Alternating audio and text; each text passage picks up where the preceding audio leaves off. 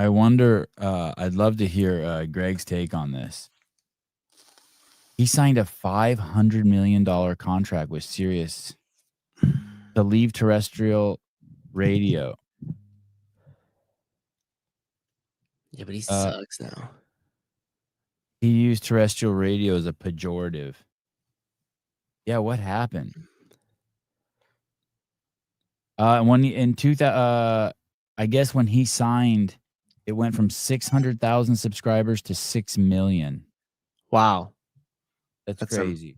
That's some influence. Dude, this camera is like having a real hard time focusing. Your camera? Yeah. My wife uses ChatGPT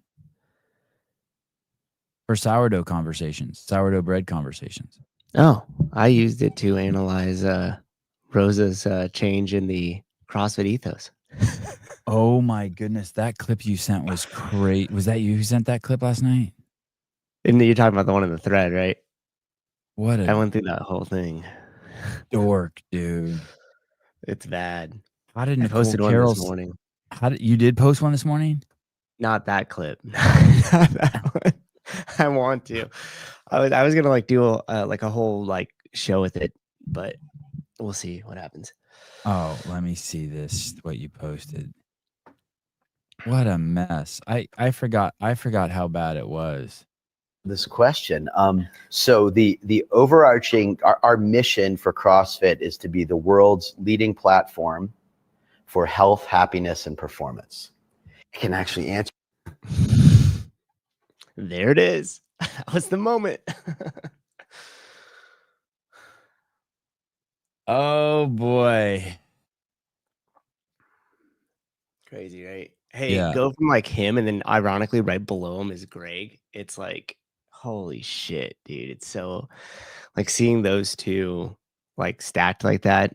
Obviously it wasn't on purpose, but guys, just for those of you who don't know, also one of the reasons why that's just so absurd is it's absurd on the same level of why he didn't know what GPP was, and he announced that in front of level 1 trainers, general physical preparedness. That's you got to know that acronym. But Greg would have never defined CrossFit with something that's not measurable, something like happiness, ever. That undermines everything that he was trying to do in his work. And so and Rosa didn't know that. He wasn't trying to undermine Greg, or he's a marketer. He was probably just laying in bed and he's like, yeah, happiness. And happiness. Yeah. And we've all heard Greg talk 1,000 times about being at a conference where people were talking about functional fitness, and he realized all 20 people they were talking about 20 different definitions of functional fitness. And if we can't agree on what words mean and definitions, then we're not even having a conversation. And so he created something called CrossFit that worked, with definitions and things that were measurable, observable, and repeatable. And for Rosa to come in on day one and add happiness to it, it's a fucking disaster. Wow. Happiness can be happiness can be measured with the amount of money you have. Right. Okay. Sorry, I forgot about that. That's good shit. That's actually a good rebuttal. Yeah. Fine. All right. Fine. I lose. All right. Rosa was great. My bad. And here's the CrossFit hypothesis, that what you had for dinner, the way you eat, and what activities you engage in, what your movement patterns are, what exercise you get, are truly the independent variables, the causal factors that determine all this other nonsense that everyone's looking at. Triglycerides, cholesterol, HbA1c, blood pressure, body composition, coronary heart disease, obesity, diabetes, cancer. You following the bouncing ball here? That diet and exercise are the things you address to fix those other things. A medical solution to a syndrome X kind of impending doom, as evidenced by some of these correlates, these biometrics, these findings that we get from a blood draw and sphygmomanometer, blood pressure, and from body composition analysis, all those things are indeed the symptoms of a metabolic derangement that is caused almost entirely through bad diet and not the right kind or enough exercise. And here's the Rosa was fucked from day one. He didn't stand a chance. Poor Rosa. Oh. Hey, Greg. Hey. Good morning. The happiness. Rosa tried to add happiness as one of the metrics to. No joy. Oh man, poor For the Rose. I had forgotten that was Kamala's thing. Sure. Oh boy. Hey, is that son? This is manageable? It is totally manageable. Okay. Yeah. Damn, you went short. Yeah, I got a short haircut too. Yeah, can I see it? Yeah. Oh, it looks great. Damn, you look like Blake. I got sick of it. I woke up sick of my hair one morning 6 months ago. Yeah, I know that feeling. I had grown my beard out so long I was eating it. I shaved it completely off like a baby's butt right before the games. Hey, so Stern's toast? That's I keep seeing that. This article is saying that Sirius is just leaking rumors like that to help with the negotiations. I had forgotten how huge his contract was, $500 million in 2004, and that subscriptions went from 600,000 to 6 million. Kind of crazy. They're pegging his audience reporting at someone leaking it at 135,000. Oh, the subscriptions? No, it's they know what's I may be wrong, but I think Sirius knows what you have tuned in. Okay. Oh yeah, because I think that's correct because when you sign up, they have you switch it to the channel that whatever channel. Right. Yeah. I mean, they got your radio number and all that shit, and they can cut you off. So hey, let's put it this way: it's an assumption. It's kind of like you'd assume the NSCA charter would involve advancing science to the improvement of human health and fitness and performance. But I don't know if it is or not, but my assumption would be that it's there, and if it's not, well, that explains everything. But I assume it's there, and they're just in violation of it or abdication of it, right? Yes, it's the same kind of thing. You would assume. Big assumption. Yeah. Man. So here's what resurfaces, and Waddell's kind enough to send it my way. Probably shouldn't. But I feel like you're not allowed to say anything Waddell sends your way. So a lot of it's that way. Yeah.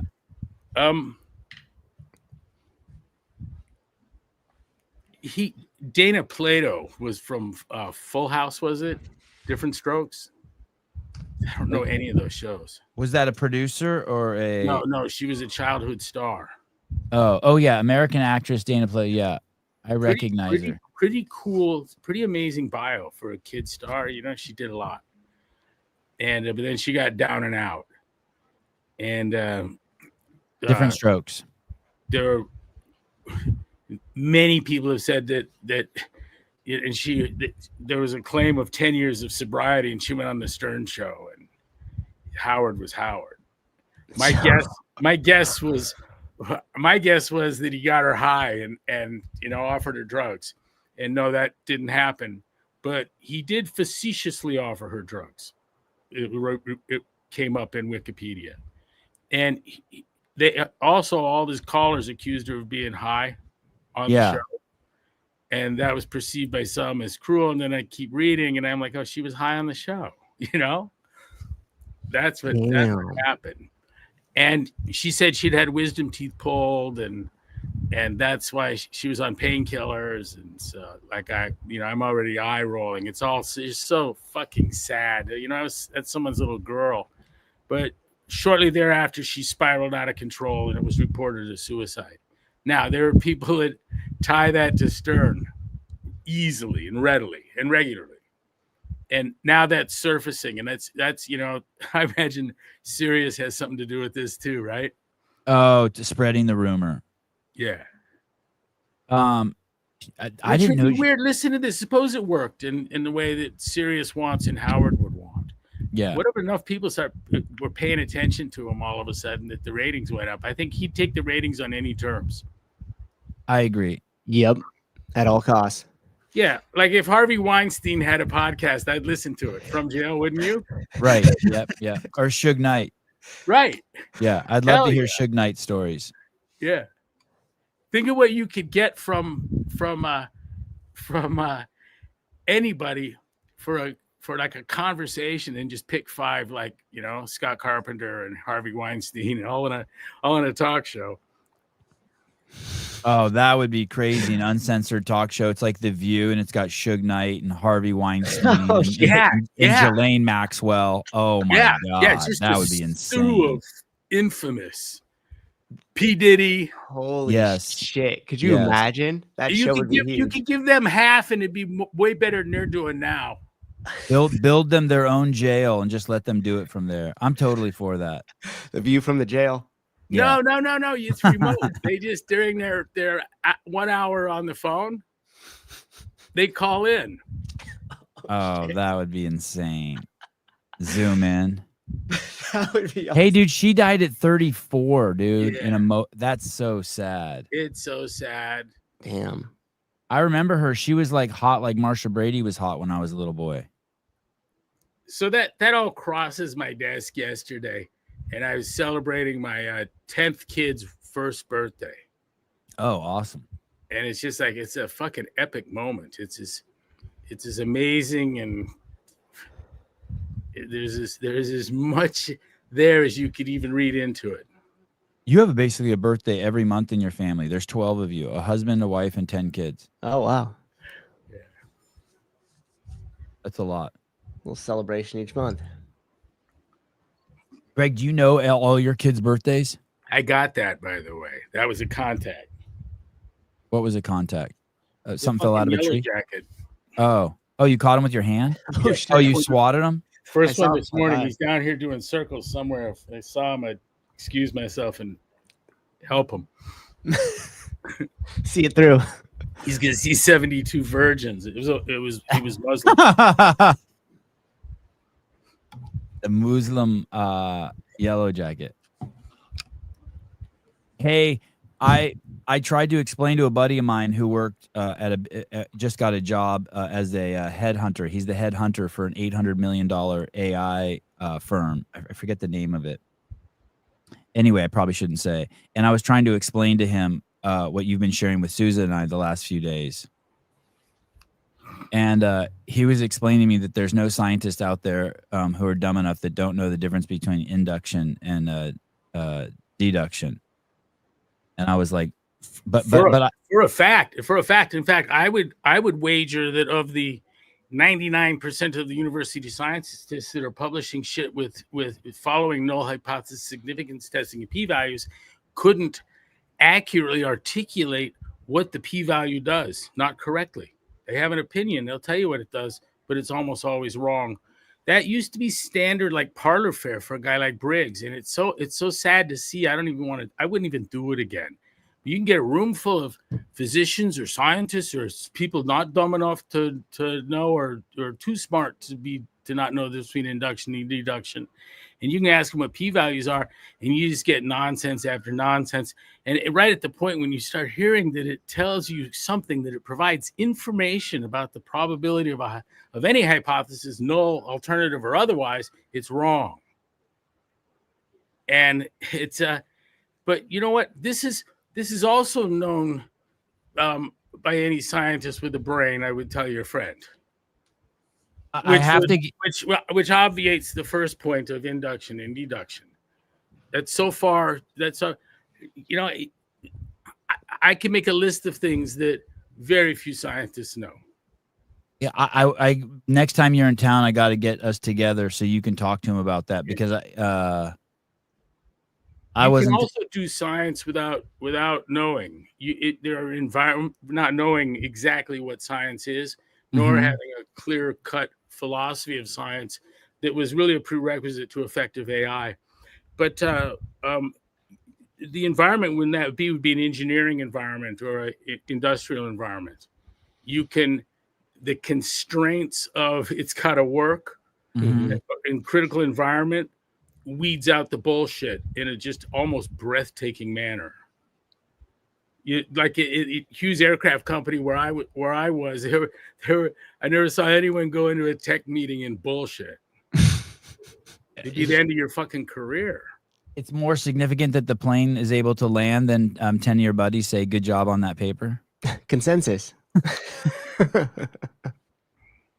When you describe to a engineer, and people don't even know, like this guy's scientist friend, look, he's in the field. he's in the field, so I couldn't say anything about him. He may have deep understanding, or he may have just gotten the cash together to pull something off. I don't know, but the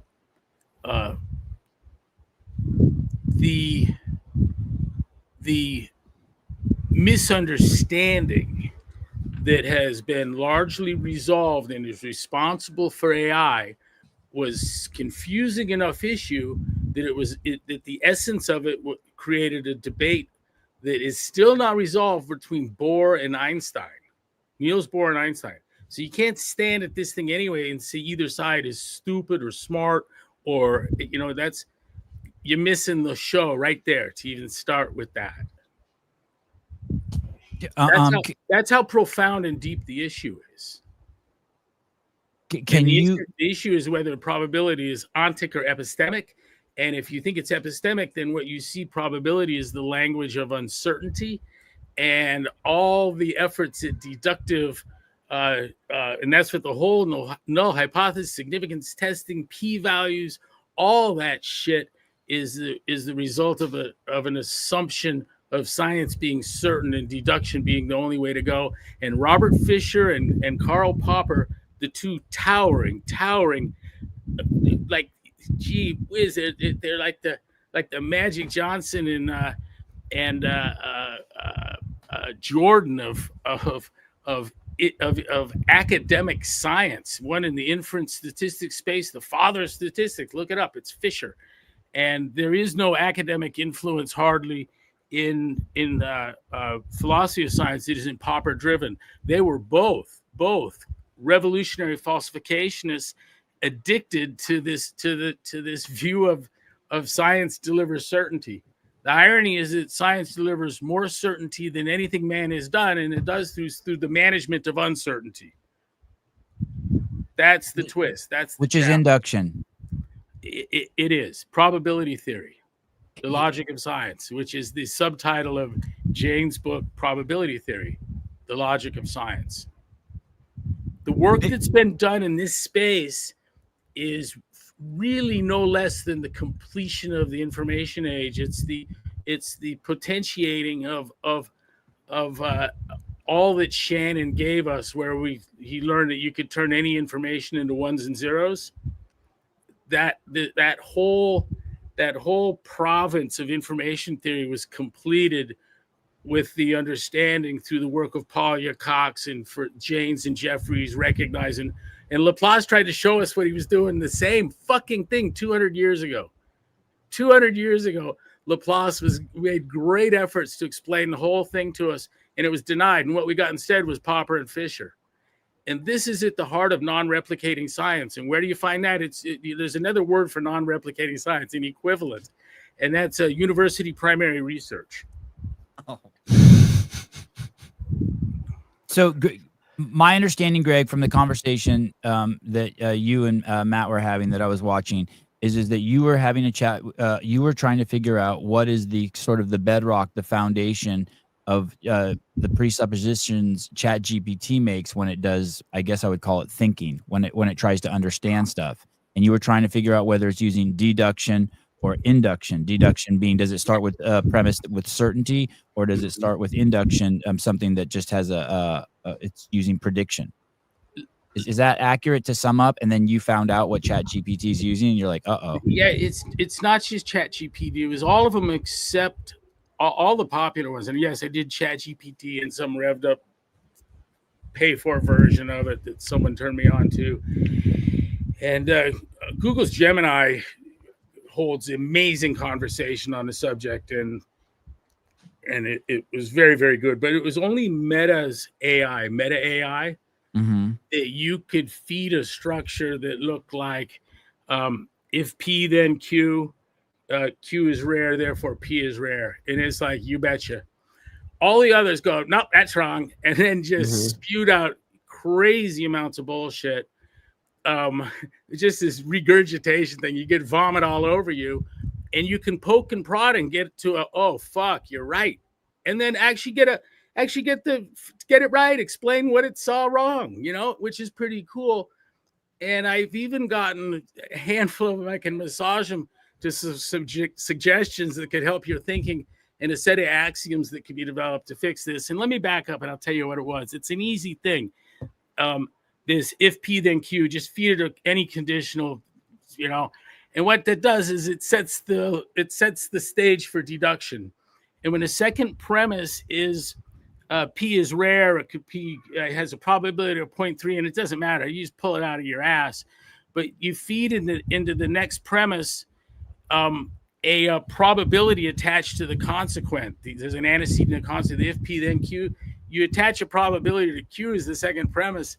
And what I got to see with all of the AIs, they would give an explanation where, oh, well, it's a deductive problem, and so there's wrong, but it's actually true because it's, you know, it's a probability problem. And where the thing that's causing the hiccup is that except for meta AI, in my interpretation, the rest, it had to be one or the other.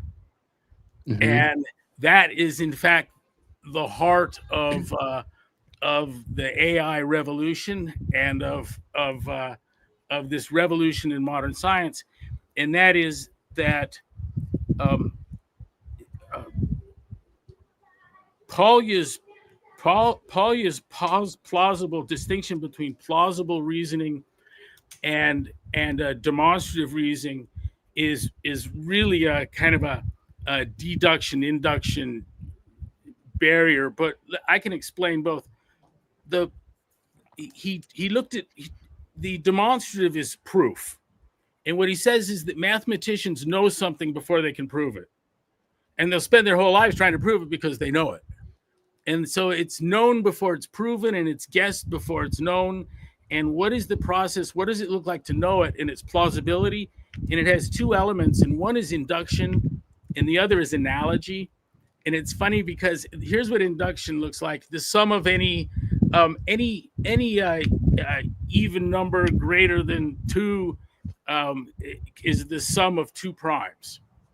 And that's been tested out to 10 to the 18th place or something, literally tested. You could spend $1 billion on computers playing with it, but we've got no proof for it, okay? And you ask me, what is my certainty of it? I'm fucking sure of it. It feels more certain to me than the sun not coming up tomorrow.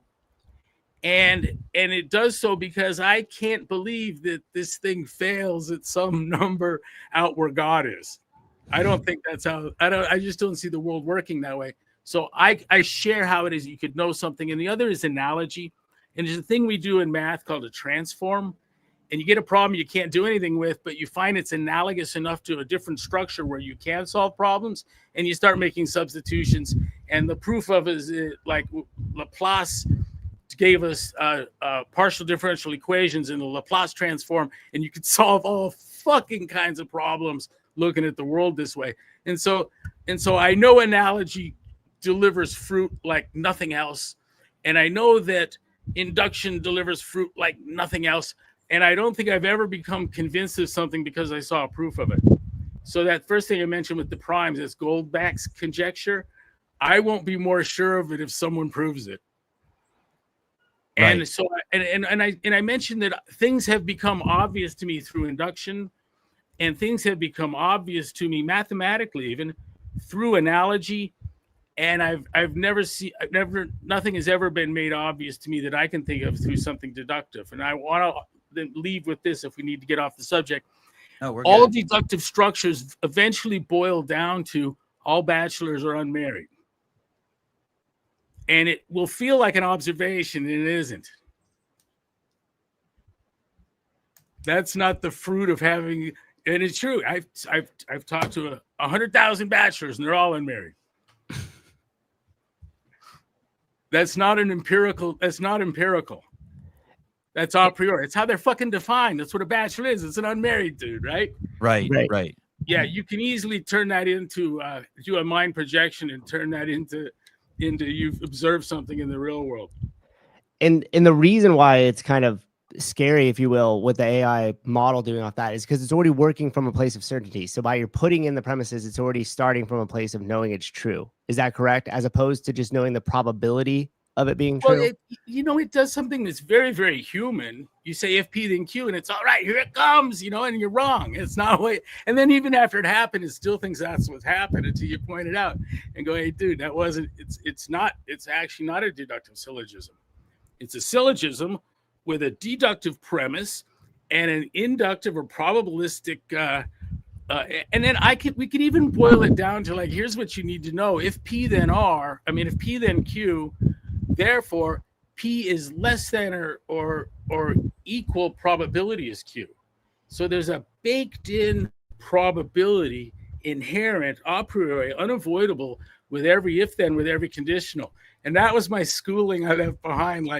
And you can bake that into axioms. And these things have enough skill. It's an impressive work. I'm not here. I'm not calling an alarm on AI or talking about it being weak, but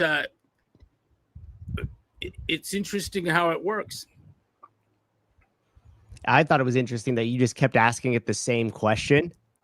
It just literally like almost copy paste, and then it kept coming up with different answers all the way to the end when it was like, oh shit, yeah, you're right.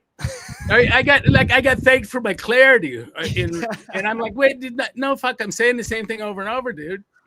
Yes, yeah. Your conversation with it was fascinating. It is. It's an interesting thing.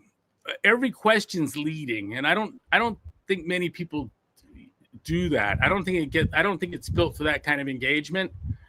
And so I start off, and your first question lights up all kinds of fucking assumptions. It seems to me. And so it'll do things like a big elaborate explanation how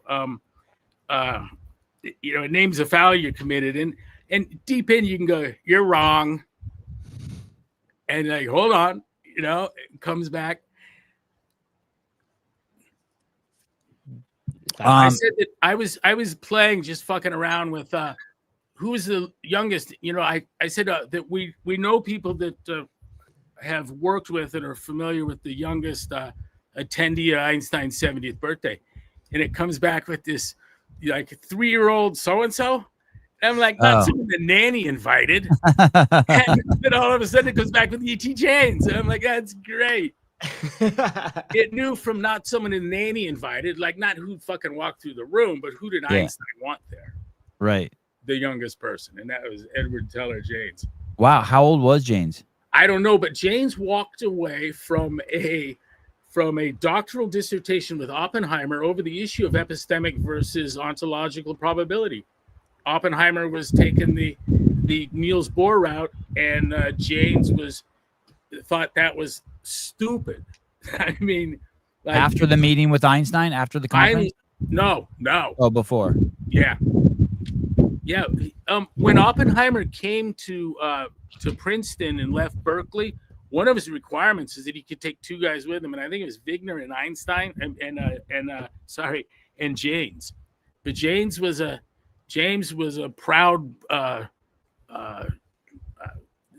student. Oppenheimer was proud of him. I mean, insisted on him coming to go to Princeton and develop the bomb.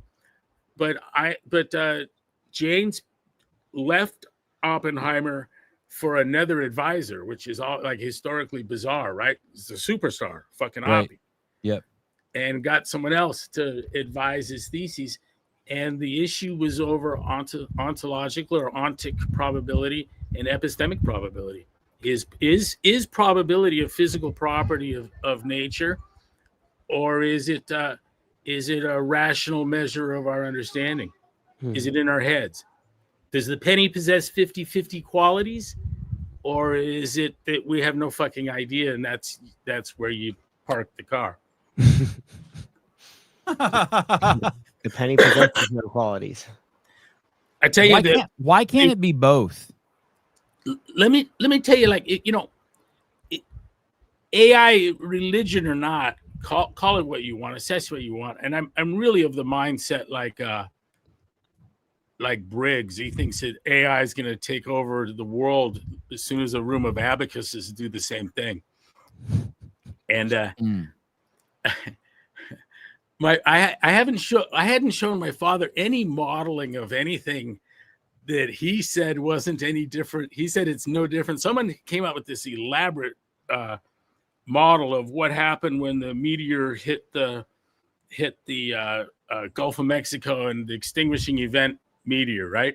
Mm-hmm. And so they have like 500 miles away, there's 7 brontosaurus, and the next thing you know, they're getting covered in shit and buried, and the temperature rises, and their skin blisters, and you get all this shit, right? And it's in the Atlantic, and everyone's talking about this thing. And I show it to my dad, and he's just like, he goes, it's no more science than Jurassic Park. He goes, it's every bit a controlled model like CGI. Science fiction. For sure. NASA photos. Creative as fuck. It ought to be in a museum. I mean, you know what I mean? It's like artistic. But Greg, just to be clear, deduction does have a place. Although induction may be the reality, deduction does have a place, a use. For sure. Right. For sure. And I think that's where a lot of people might get hung up mathematics too. is all deductive. Like I'm the last guy in the world that's going to stand and go 2 + 2 is 4 is an opinion. Right. Mm-hmm. No, it's an a priori deductive fucking truth. But what I don't get with deduction, there's no amount of mathematics that, unless you get into applied math, start looking at what you can do with it, right? Mm-hmm. Now you're doing science, studying science, but there's no place that you can, there's no amount of math you can learn that gives you empirical insights, really. Right. Now with application, you get unparalleled empirical insights. Bertrand Russell said that mathematics is the last refuge of the truly insane. And I fucking love that. In other words, there's no amount of distortions you can have about reality. You can think that your fucking stepmother is a dragon spewing flames. And it doesn't mean you're the part of someone that does math isn't there.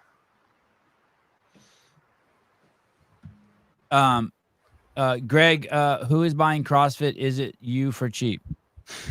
I was asked this morning about that, and there's some rumor, and I said my price is $11 million, and I'm going to give it to the affiliates. Oh, awesome! Cool. I'll make a pitch deck. I would rather drop logic bombs on AI and lecture about university primary research not replicating. I can show not only why it is that it has this over certainty issue, but I can make a irrefutable case that it would be irrational to expect replication out of the current methodology. Right. That's good. The cool thing about opening the gates for what's publishable and acceptable based on a system that's guaranteed to produce enormous amounts of overcertainty is it's department expanding, it's journal filling. It creates a whole economy of like bullshit medicine. I need weed or nicotine to comprehend this. Just watch it at 0.25 time and have a dictionary out in front of you, or have Google. Hey, you know it's all on recording. Play it back. Yeah.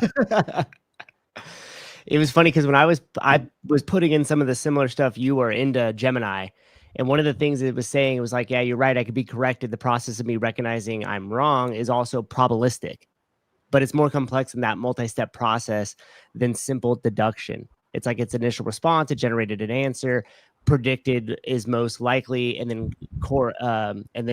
my first guess is what it says. Then you give user feedback, you tell it's wrong, that's a new piece of data, then it has a probabilistic update, that I take that new information, I use it to re-evaluate the likelihood of my previous answer.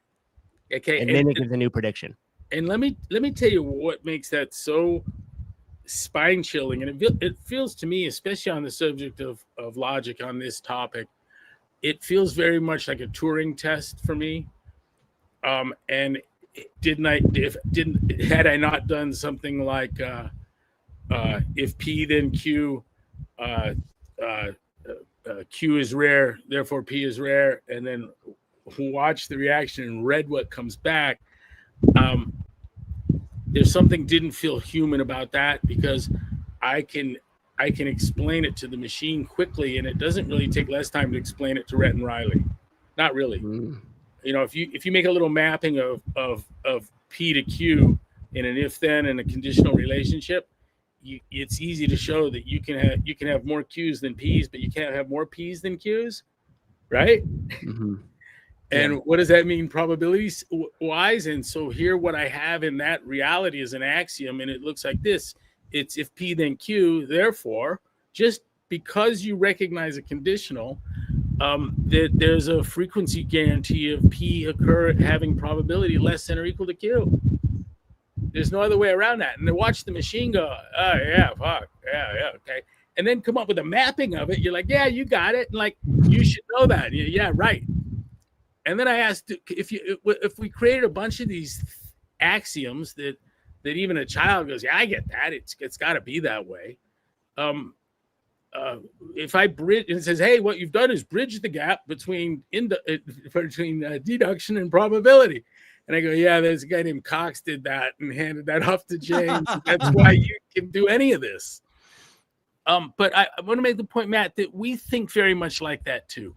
And when Laplace said of probability theory that he uses it to cure defects in his knowledge, he fucking meant that. Like, I'm ignorant on something, I'm going to use probability theory to fix it. And he said that probability is nothing more than the calculus of common sense. And Jane says there's a 200-year lag in history because we didn't understand. He fucking meant exactly that and only that. Literally that. And Fisher and Popper drove us away from that, by the way. And so who said that the probability theory helps cures defect? Laplace. Oh, and what a mind. Look at the Wikipedia article on that guy.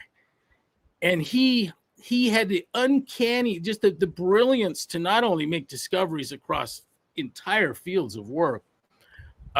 He took everything Newton gave us, which is unprecedented, and embellished all of it to essential. I mean, it's all of it. But Laplace is unique. We get something from Laplace that we don't get from Einstein, we don't get from Newton, and that is he gives us with crazy detail that we now regret we didn't pay more attention to, how his mind worked allowed him to do what he did. And that got misunderstood. If the fucking guy had been English, I think science would be 600 years ahead of where it is right now. Whatever comes next, we'd be there. And there's nothing documented on like how his thinking led him to arrive there, right? Like, was there anything documented on that? Like, hey, how'd you start to come down this path? He wrote essays on probability while cooling his feet, like 23 years old, trying to get into the French Academy of Sciences. They said he'd done enough by his work, but at this age, do we do this? And why they sat and thought about that? The story I hear is that he wrote those theories on probability. And now, to show you the brilliance of it, we now get to go back to it and look at it like, oh, fuck, look what he said. Yeah. And his discoveries were so amazing, so refining, so fine-tuning, so brilliant across so many fields that it's just what crazy conceit that more people didn't listen harder to what he was trying to explain about probability. What he's trying to tell you is it's a measure of your uncertainty, and it doesn't inhere in objects. And that's why it's so important, like you're talking about in the tech world or anything in engineering, because you have to have some sort of probability on it working, and then you're taking in that information, adjusting, because it either works or it doesn't. It's not a theory. Thank you for bringing us back to that. And you know what engineering is? Just the simplest description of engineering? It's the application of science. And an engineer knows when you've got bullshit or not. Look how good engineering is. In 1912, I think it is, when Einstein came up with E equal mc squared, every physicist in the world goes, "You're fucking kidding me," okay? But probably about 60% of them thought, "Oh my God, let's do it. Let's convert some mass to energy. How would you do that?" And then within minutes, they're like, "That would be the most amazing fucking bomb." Like, and you even, how do we even look at the measurements on that energy from the smallest amount of material? If you can actually turn mass into energy, the amount of energy, according to this equation, is like amount of energies we've never seen before. That would lead to the destructive force. Yep. And it's getting worked on. And later on, Hiroshima found out about that all too well. Yep. And this is engineering. It's the application of science. So that took 25 years. That took 30 years to do that. The realization that everyone had the hunch, and Germany had a super hunch. Yeah, they were ahead of us. And Einstein approaching FDR with the letter, and that was a great moment. What was the letter? So pull it up. And that happened about less than that, 2 miles away from where I am right now. Lawrence Livermore Lab. 1939. That'd have been my guess. He wrote the letter to it's FDR. very, very short. It's in Jacob Bronowski's Ascent of Man. Einstein's letter. Let's see if I clicked it. What happened? And ironically, while he's bringing that up, Briggs was let go from Lawrence Livermore Lab before he ever stepped foot in the place, because they found his articles on the climate change. Yeah. Poor guy never even made it to Livermore. They were like, "Oh no, we don't want to deal with you." The opening line is wow, I remember learning to set letters up like this in elementary school with the addresses and names. Sir, some recent work by E. Fermi or E. Permi? Fermi and L. Szilard, which has been communicated to me in manuscript, leads me to expect that the element uranium may be turned into a new and important source of energy in the immediate future. Certain aspects of this situation which has arisen seem to call for watchfulness and, if necessary, quick action on the part of the administration. I believe, therefore, that it is my duty to bring to your attention the following facts and recommendations. And then I'm skipping a paragraph. This new phenomenon would also lead to the construction of bombs, and it is conceivable, through much less certain, that extremely powerful bombs of a new type may thus be constructed. A single bomb of this type carried by boat and exploded in a port might very well destroy the whole port together with some of the surrounding territory. However, such bombs might very well prove to be too heavy for transportation by air. Wow.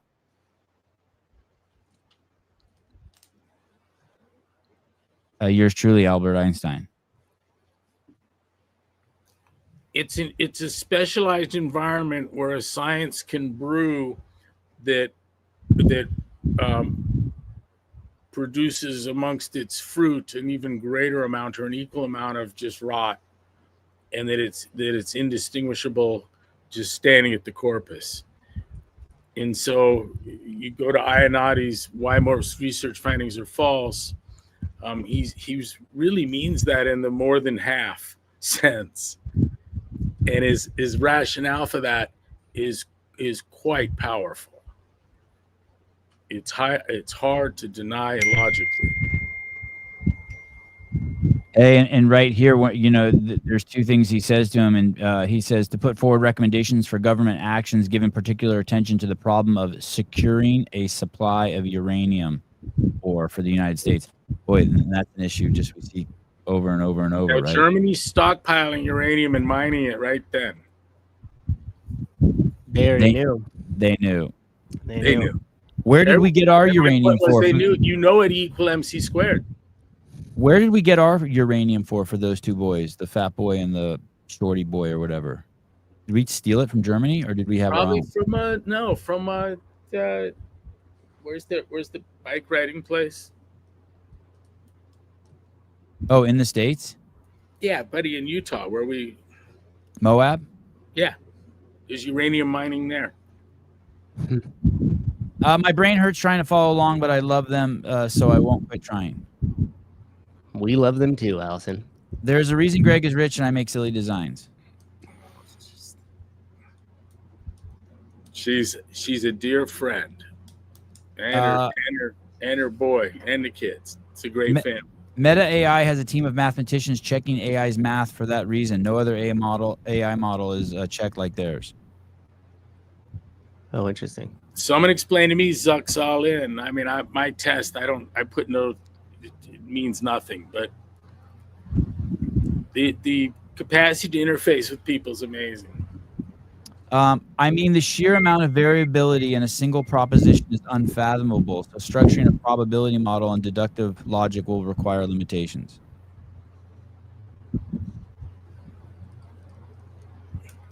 Yeah, the limitations are true. Whatever system what Cox did, R.T. Cox with Cox theorem, is he took the exhaustively qualitative considerations that the mathematician Polya put forward to plausible reasoning, and he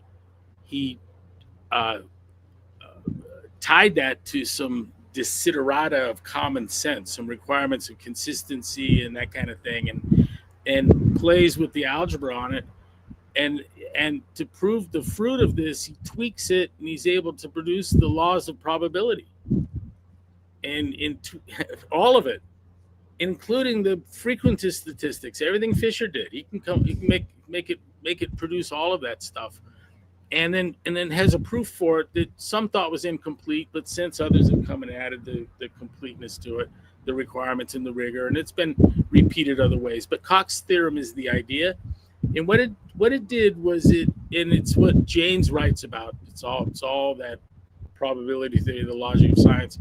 But what it shows is that probability theory, in the manner that Laplace was using it, in the way that AI uses it, in the way that Jaynes described it, that probability theory is a generalization of deductive logic. And it's funny because Stove had said in the rationality of induction that in the end, probability theory may just rest on the same foundations that standard logic do. And in fact, it's a generalization of it.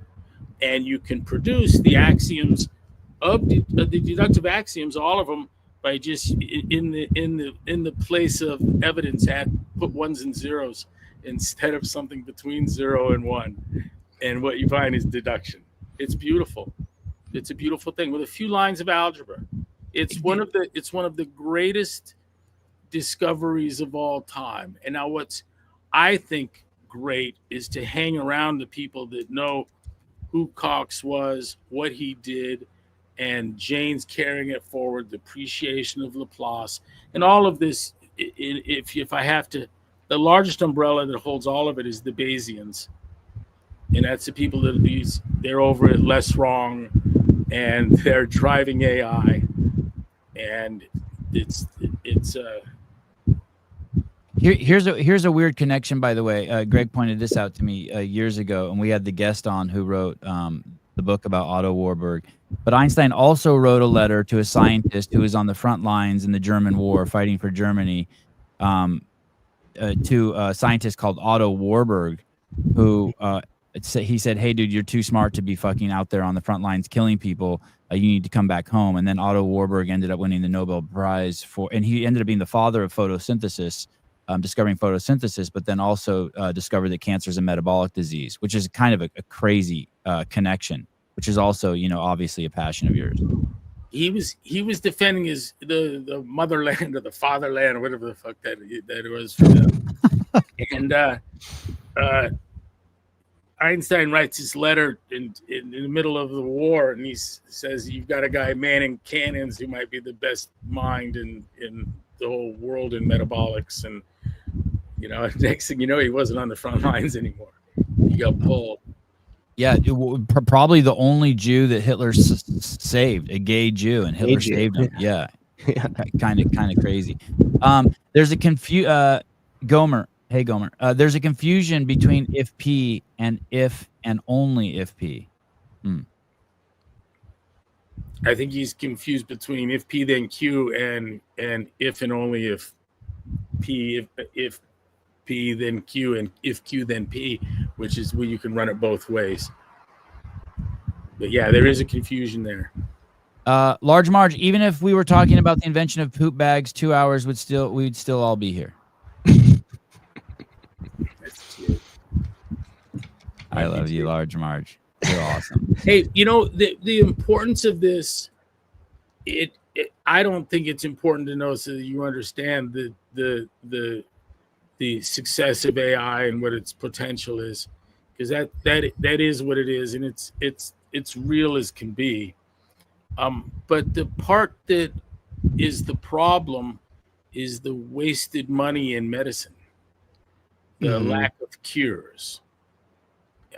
Much of it looks like the $100 million given for fire aid for the Palisades fire that went to 12 nonprofit nonprofit aid foundations established to minister aid to the fire victims, and the money's all gone. $100 million gone. We don't know where it went. It went to 12 nonprofits, and then from there, nobody profited. But Greg, they've already issued 104 new building permits on the 7,000 homes that are burnt down. They're working on it. Yeah. Is Greg coming to Jacksonville, Florida in October? Is that a MetFix seminar there? I think so. I'm going to all of them now that like something's not crazy up, like one of the kids' birthdays or whatever the shit's been. But you have a birthday every month. What are you talking about? Like you're not going anywhere. I'm coming to Boston and I have house guests. I'm going to leave them and come back. Is that for a MetFix seminar? Is that something that anyone can attend? Yeah, I'm doing my, why is it broken up for an hour and stepping back. And what are the dates on that? 23rd and 4th in Boston. Of what month? Of this month. Okay, and if people want to see that, they can still sign up? I think so. Okay, yeah, head on over to MetFix. Maybe not. I don't know. Okay. Well, if you need an address, DM me on the side. I'll send you address. You can sneak in. Let me explain something here, and I wouldn't want it to mislead anyone, but the entity that holds MetFix, and I say the finances aren't spy, but it's an entity that I own and control, and it's called Break Even Productions. Right? Yes. Mm-hmm. And so I'm not there's not an effort. I have no interest in flushing money down the toilet. But I'm also not looking for revenue. So I'm not doing it for the money, but it takes money to fuel it. But so what you own the parent company that owns MetFix. Yeah. Okay. And if you do end up flushing money down the toilet, let me know what city. I'm going to get a job over at the at the water treatment plant. I'll just be the toilet, actually. Yeah. Let me know. I'll come over. The lofty goal is to break even, and the reason for that is, and you know what? With CrossFit, it was not to go broke. Yeah. And so now I'm even more greedy, and I want to break even. But the point of the matter is that I don't think wanting money is always the way that it's brought about. I know in this specific case of some billionaires firsthand that it has nothing to do with that. And that would be my expectation. That doesn't come as a surprise to me. I'm keenly interested in people that are rich because they only wanted to be rich. They're a trip to me. And I know they exist, but I also think they're New Yorky, Wall Streety kind of folks, and they don't look like the Zucks or the Elons, right? They're not actually technology drivers or innovators in a sense, other than you can find an innovative way to get rich, right? And Ron, I know this is a little bit of cloudy talk. It's probably not your favorite subject because it doesn't have good definitions around it. But I remember when Rosa bought the company and he spoke to us, a small group of us, and he said, yeah, I'm getting feedback that I'm too transactional and that I need to make more human connection. He said a lot of weird things. But that was the first time I had heard of human beings in that way, as just transactional human beings. And recently I've been kind of using that paradigm to look at the world. And it's crazy how untransactional you are in your like, you know what I mean? Like, you'll just stop and talk to a homeless guy. Like it's probably something you do at least once a month. And there's obviously nothing there transactional for you. But I am seeing people, and they all seem like they're a little bit batshit crazy. People who already what is that? People who already have an agenda, what they can get from you when they talk to you? I don't know, but this would be a fun one to play with in any of the search engines of the AIs will do well on this. And by the way, the AI thing is nothing more than search improved. But put fungible people, FUNGIBLE, and see what you get back on that. And if someone were to hang something around my neck that I would be proud of and agree to, it would be that I don't ascribe to the view that people are fungible. In fact, I feel I know that to be false. I don't even know how to use AI. I got a question about doing stuff and essentially just doing it for the sake of adding value or helping others. One of the things I think that I struggle with, and I'm curious how you kind of navigated this, Greg, is like I take the same model that you use. So a lot of the stuff with the fire department and different things like that, like if people ask, I just give them everything away for free. A lot of the stuff that I do, I often don't take money for. And I do it because I know it's either going to advance something better for the affiliates or for the cohort of people that I want to see succeed. And then there's also managing the stress of just being able to pay the bills and the uncertainty of getting out of this 900 square foot apartment at some point. How did, like, emotionally, I guess it would be the question. If you did it, did you just put this belief out that if I just keep doing the path and I could just keep paying the bills, then I'm good to go? Or, I don't know. I guess, how'd you deal with that? How'd you deal with it? Or did you not even think about it? I think that I fused the leveraging my training to money early. And so that if I could just help and reach more people and they got the effect, I may not have to be quite there in every instance. And this starts instead of one-on-one or be in even an expensive one-on-one that gets on airplanes and sees the world and works with a client where the person that rushed in front of the fountain ahead of me was Gloria Estefan kind of world.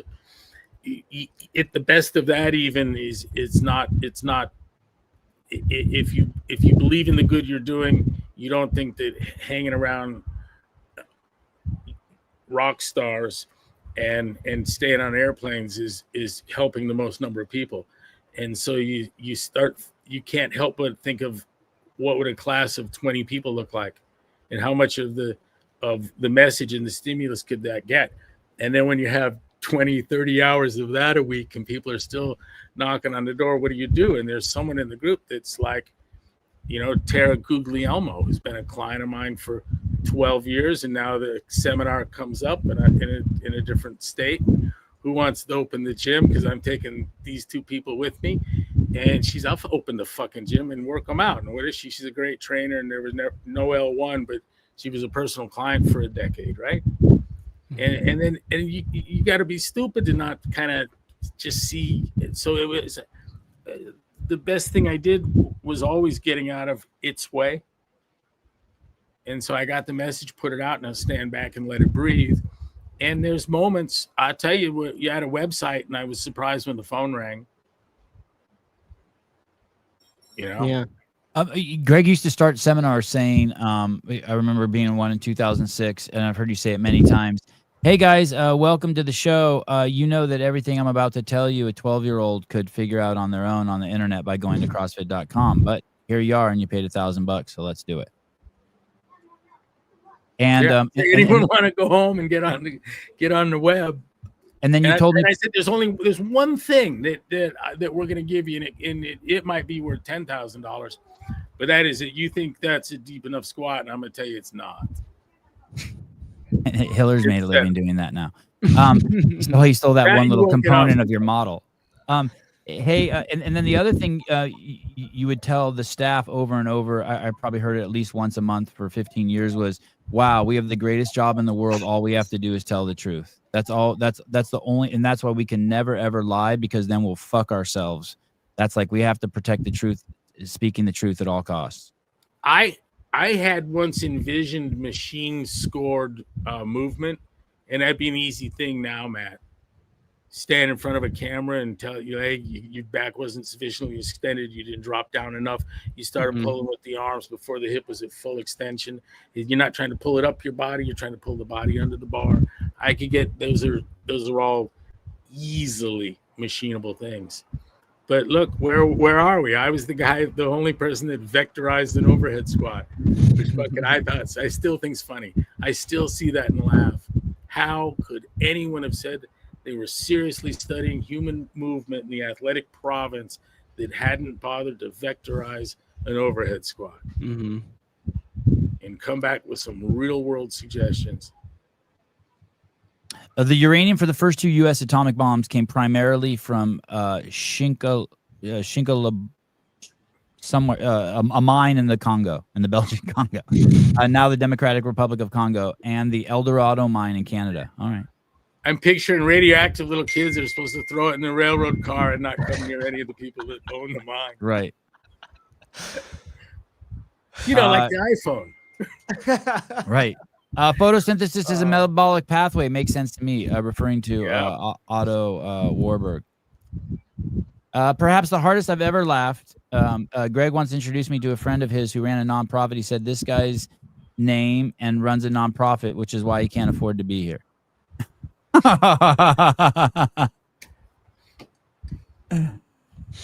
Oh boy. Hey, you know what? You say nonprofit, and I hear the C and the R and the O of crook. I'm ready. The worst corporate behaviors ever have been done by foundations and the nonprofits they spin off. If Coca-Cola, or let's be liberal and say, or Exxon, were to kill you, Sebi, they would do it through a nonprofit. Yes. That employed a foundation, that hired hitmen, and then dissolved. And then that whole thing was inside of the trust. And all you wouldn't be able to get back to anything. Yes, just layers of fucking entity. The amount of people who live in California and complain about living in California is mind blowing. It must be a beautiful place to live and deal with the awful stuff. And then someone's exactly right. And then someone says, I do counseling on people that leave California, and here's the essence, the heart of that counseling, is that all you love about it, damn near all of it, you get on a visit, and so you can harvest its riches, bask in its glory, and that's what the stuff you'd have without the people, and the best of the people. You can do that on a visitation basis and escape everything. Look how little homelessness I have to deal with when I go to Santa Cruz. Yeah, I can land the plane in Watsonville and get to my house with only one red light. Yeah, and avoid the freeway and do it in 20 minutes. Sevon complains constantly about how bad the state is run. I don't think I complain, but it is. I point out. I think it's being American. I think it's being a good Californian. I think it's being a decent human being to speak against what it is that's motivating the entrenched politics of the state. I mean, it's simple. If you cannot protect people and their property, you're going to have an economic disaster. Right. And the only individuals that could live within that type of environment are ones that are on subsidy from the government themselves. And it's a perpetuating system at that point. In DC, in a poll of whether there's too much crime or not, blacks were 3-1. There's too much crimes over white people. 3-1. Dealing with it. Yeah. I wonder if those communities are ecstatic about Trump taking over. I wonder if there's, a black mom with 4 kids who's like, oh my God, thank God. 3-1. Yeah. I mean, I can see this effort in DC is nothing more than getting more black vote. And what's so cool is liberals are too stupid to wrap themselves around that. Too stupid to even see. Brilliant political move. Brilliant. When 96% of the blacks are already voting Democrat, there's really no wrong move. And so if you're going to add public the margins safety, are easy. It's 96, that means there's an easy 20% pickoff. Right. Easy. Who are going to be like, Easy. oh, thank God I'm not going to get robbed anymore and I don't have to worry about my Right. kid going to a gang. Yeah. Right. Yeah. Well, look Yeah. what happened over at Ferguson, right? I mean, majority of those businesses were Black owned by those communities. And instead of supporting those community leaders that are doing well with inside of the places that they grew up in, they go and burn them down. Hey, surviving victims vote. Yeah. Ramirez, I think I live in DC. Doesn't matter how many cops are out. People still do stupid shit. Here's the thing. Trump's saying some pretty. That's wrong. That's incorrect. People are saying some pretty. Trump said some pretty wild shit. He basically said there'll be a no toleration for spitting on cops anymore. And Instagram's full of people spitting on cops. And just think about that alone. How easy we're in such a bad place that even Trump can lead this country out of this dismal situation. He says if you spit on us, we're gonna hit you. And hey, dude, I mean, like that needed to be said a long fucking time ago. There's a public area in San Francisco within the city where if you fall asleep on a park bench, you'll be arrested. You'll be put in cuffs and taken away. And if you pull out your dick and pee on a tree before the urine stream is fully established, cops will be running towards you. It's a crime-free portion of San Francisco. What is it? It's the Presidio. It's run by the federal government. Right. In North And Point, there's you get caught with cocaine there, and you're gonna go to prison. Mm-hmm. Yep, they ain't gonna let you into the yacht club with that. And why is it so quiet? Because of that, sure. But the more like today, what's going on is the bad guys know,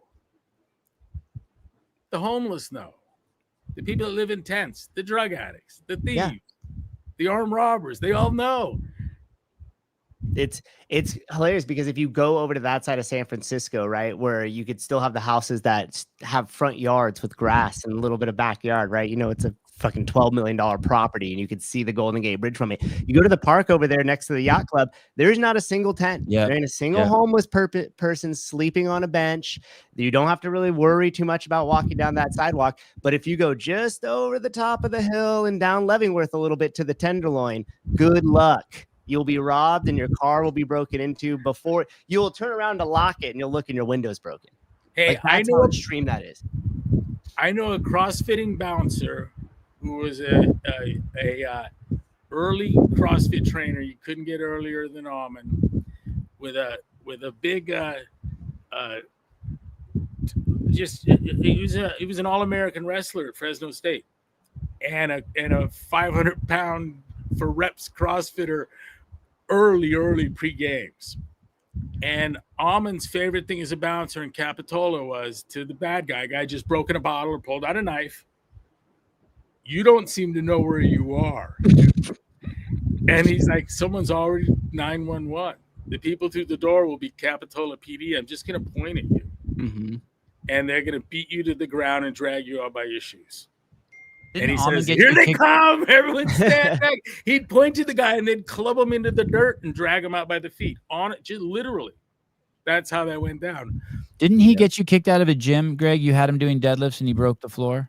Fucking guy unleashed some high rep fast deadlifts on a there's no way you can do that on a tile floor And you were training him and you guys got the boot?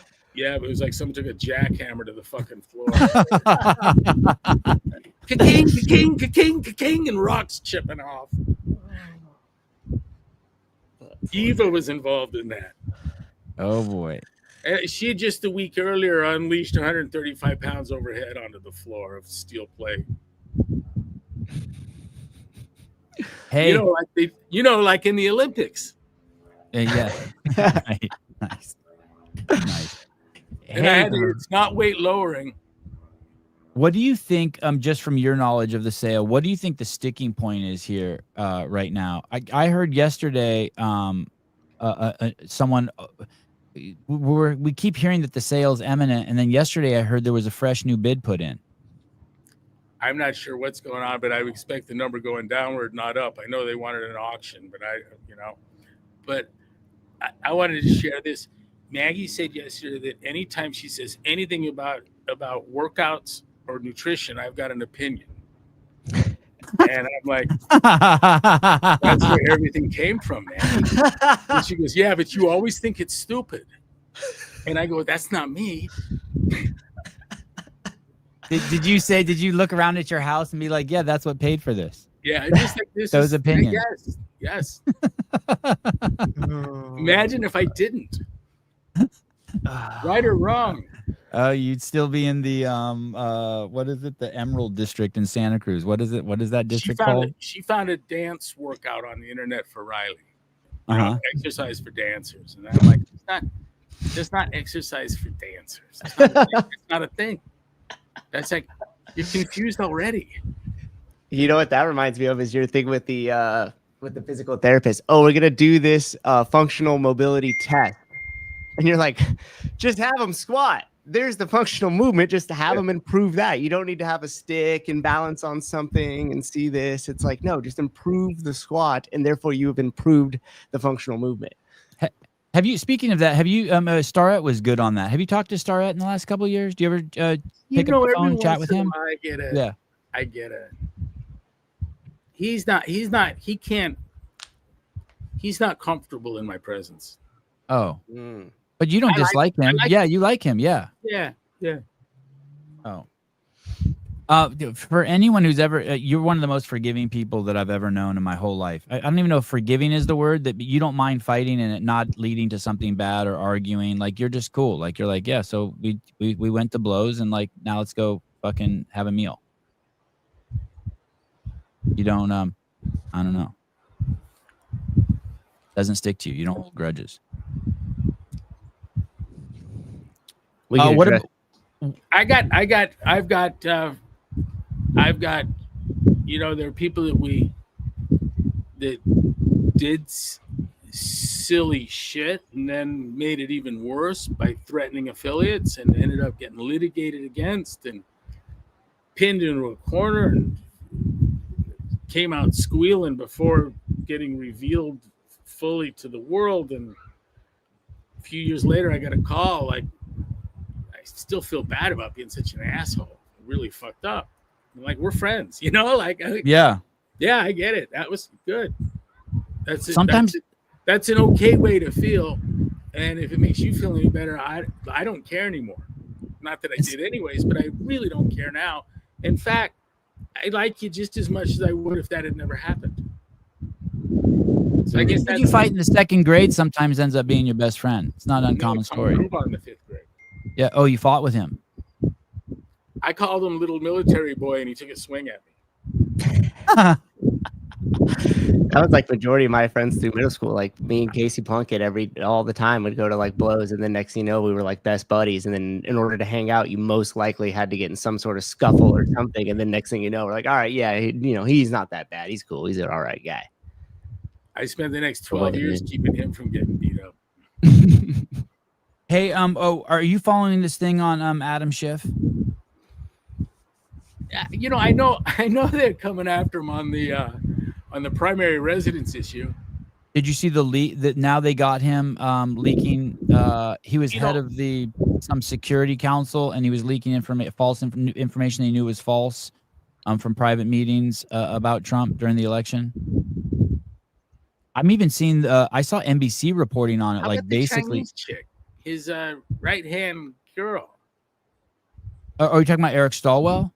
Oh, is that Stallwell? Oh, I got my. But Stallwell's but interesting. Stallwell's mixed up in it too. His name is being thrown around now as being complicit with Schiff in releasing that information, false information. Man, I get another business idea. We need to make liberal baseball cards of liberal. Oh wow. $50 for the AOC card, dude. Wow. Oh shit. Yeah, have a collection of them, man. Do you have the nipples card? Is it the nipples one? Get the Biden one. It's holographic and it slightly changes face structure as you move them. Wow. Oh, it goes Chinese. Yes. Wow. You move and it goes from an American flag to Chinese flag as you shift the hologram. You're what Trump endorsement on that fast. Oh my God. Hey, what happened to his face? Is it did he have plastic surgery or something? What happened to him? Over a couple of years he completely smoothened out. He was like a distinguished looking older man, and then he just got smooth. When they re-energized his corpse and hooked up the AI, some of the skin rotted. Have you seen the CIA mask thing? No. Oh, that show's crazy. They had a lady. About the person that made the mask. Yes, the lady. She was on, I think, the Sean Ryan show. Might have been the first one I shown, but there's photos of her, and this was years and years ago, sitting, I think, in Bush Senior. And she's there, and there's a photo of her kind of sitting there. Then the next photo is her peeling this thing off, and she goes from a businessman to her, the woman sitting there with just the mask. And I mean, that was a long time ago. So you can only imagine how that's advanced now. You want to roll the clock forward? Just check out the more recent Mission Impossible. They got a good. No, they got a good one in there. Yeah. They got the bad guys deep in the White House, in the Oval Office in a meeting. Oh boy! And a mask comes off. What was that lady's name? Do you know? Oh no, but if you put in Sean Ryan CIA mask, I bet you it would pop up. One thing real quick, not to go too far off of this, but I'm becoming get my tinfoil hat on.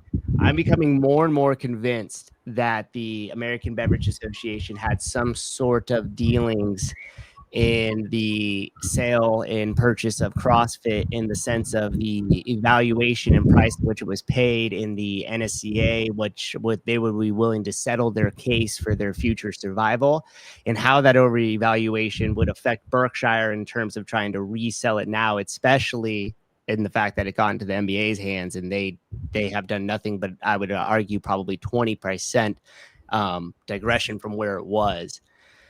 And the more I go down that, especially with like the front companies that the American Beverage Association set up, I mean, you're no stranger to the Global Energy Balance Network that the Obamas were involved in and everything else. I'm going further and further down that hole. Where do you stand on that? I used ChatGPT for that, Susan. I got to sit with some of my superstars on a case. That just had made amazing things happen for us. And I made it clear that I was looking for speculation. I understand that I'm not asking you to give me demonstrative reasoning for anything, just plausibility. If you had to guess, secret ballot, write it down. What's the involvement here? And it was soda. And the same kind of reasoning as mine. Like, what else makes sense? I can't find a fiduciary angle for silence on that case that doesn't involve an owner with one testicle at least in the grip. Mm-hmm. And what's so cool about asking those attorneys, because nobody was closer. And here's the other thing. This is even more important. This is a beautiful thing. Nobody was more in court. Closer. They're very smart, and they don't give a fuck. It could have been Satan or Jesus. They wouldn't pick one or the other. They don't care. Mm-hmm. But they know they don't know, and they find the behavior odd. There was a lot of odd behaviors. Yeah, and it just seems weird now, because the way the price that it was done when it was originally sold, I think is really far away from where it's at now. I understand the need to keep it from me on the purchase, because the mission would continue. Can you state the obvious, Greg, and explain why the American Beverage Association would want CrossFit to go away? Because it was explained on the CrossFit podcast yesterday, and the lady had it a little bit wrong. We had the proxies, soda's big proxies, red-handed in falsification, fabrication of data, suborning falsification, fabrication of data, viewing us as a competitor, moving known false information across state lines. And this is all judicial findings. Before trial begins, we're going to start with these premises in inference sanctions that they lied, and they did it seeing us as a competitor. And wait, you add all the bad that went across state lines. It had the effect, a negative effect that it was intended, blah, blah, blah. And check this out. And then committed felonious perjury to hide it all. Mm-hmm. Breaking of iPads, iPhones, hiding, not not hiding hard drives, things like that. For instance, testifying under oath that never saw them as a competitor. And I'm like, well, ladies and gentlemen, here's an email from that dude. And it was called a competitive analysis of CrossFit versus the NSCA. Just that kind of shit. And the judge just fucking boiled over, got pissed. And then they tried it again in state court, unaware that the judges had talked. And like the judge is like, I know you lied in federal court. And he ordered a forensic evaluation again, another one. And that they almost bled to death on that. But boom, they came back with more money. Like, wait a minute, we're looking at your 1099s. You don't just shit money. We had an ethical moment when they're ordered payoff. There's no way they could have made it. And so they came up with magic money. And I'm saying all you have to do to fuck this is we can't take this. It might be cartel money. Where'd you get this from? And my attorneys are like, shut the fuck up. Take the money. We put it in the bank. You can't do that to us. Don't go there. Where did you get the money? They didn't have the money. They got the money. We were like, they can't pay it. They did. They did. It's weird, right? And then on top of that, I think people get confused because when the article released in 2019, I think it was, when the court findings came out stating what you had just said, some people were like, oh, so it's over, right? And it was like, no. It just begun. So it was almost like the loose little thread was there and he kind of tugged it. And it's like, oh, now we got something. Lanny Davis called me in Hawaii on a phone that never rings. It was for opening the fucking gate. And leaves a big fat message where on the message he tells me several lies about what my attorneys have said, but he couldn't be a nicer guy, and he wants to let me know how he's so impressed with all the amazing work I've done. This is a phone message, and that he's not an attorney he's an attorney but not an attorney for any of the interested parties, but he's the friend of someone who's interested, and he can't wait to talk. And so I pawn him off to the attorneys, and he tells them he doesn't think this is worth far north of 100 million. The lawsuit with the NSCA. Yeah. And we were like, wow, it's the first time we've ever heard of money. He doesn't think it's far north of 100. I think the price was 200. There it is. And what's your speculation? You're not paying that in a way. There's a savings. Like if you take the 100 off the 2, you got it for 1. Yep. So you think he's feeling around in the dark for you to settle the case for 100 million? The fuck of well, that's what he said. Right. Right. But he doesn't represent any of the parties. No. Interesting. And check this out. When the forensic evaluation came back and hey, the emails, they said there were none. We found like 3.5 million. They had more emails on CrossFit than we did. This is in the state case. Who called us to let us know the case has been it's over. It's done. It's been dropped. Lanny Davis. We heard from Lanny ahead of anybody. Oh, wow. Before any of the attorneys. And then we're like, okay, we still want to see the evidence. You can't. The case has been dropped. It's gone. And we're like, oh, I want to see the 3 million emails you said you didn't have between you and Soda. And this happened because I called them soda whores in comments, and they sued me. And in discovery, so my attorney is saying it doesn't even have a legal meaning, a whore. Like it doesn't. That's like you can't. And I'm like, oh, I'll give it one. I'm ready. You know, like let's rock and roll. And they included Russ Green and Russ Berger and the company, and that ended up getting dropped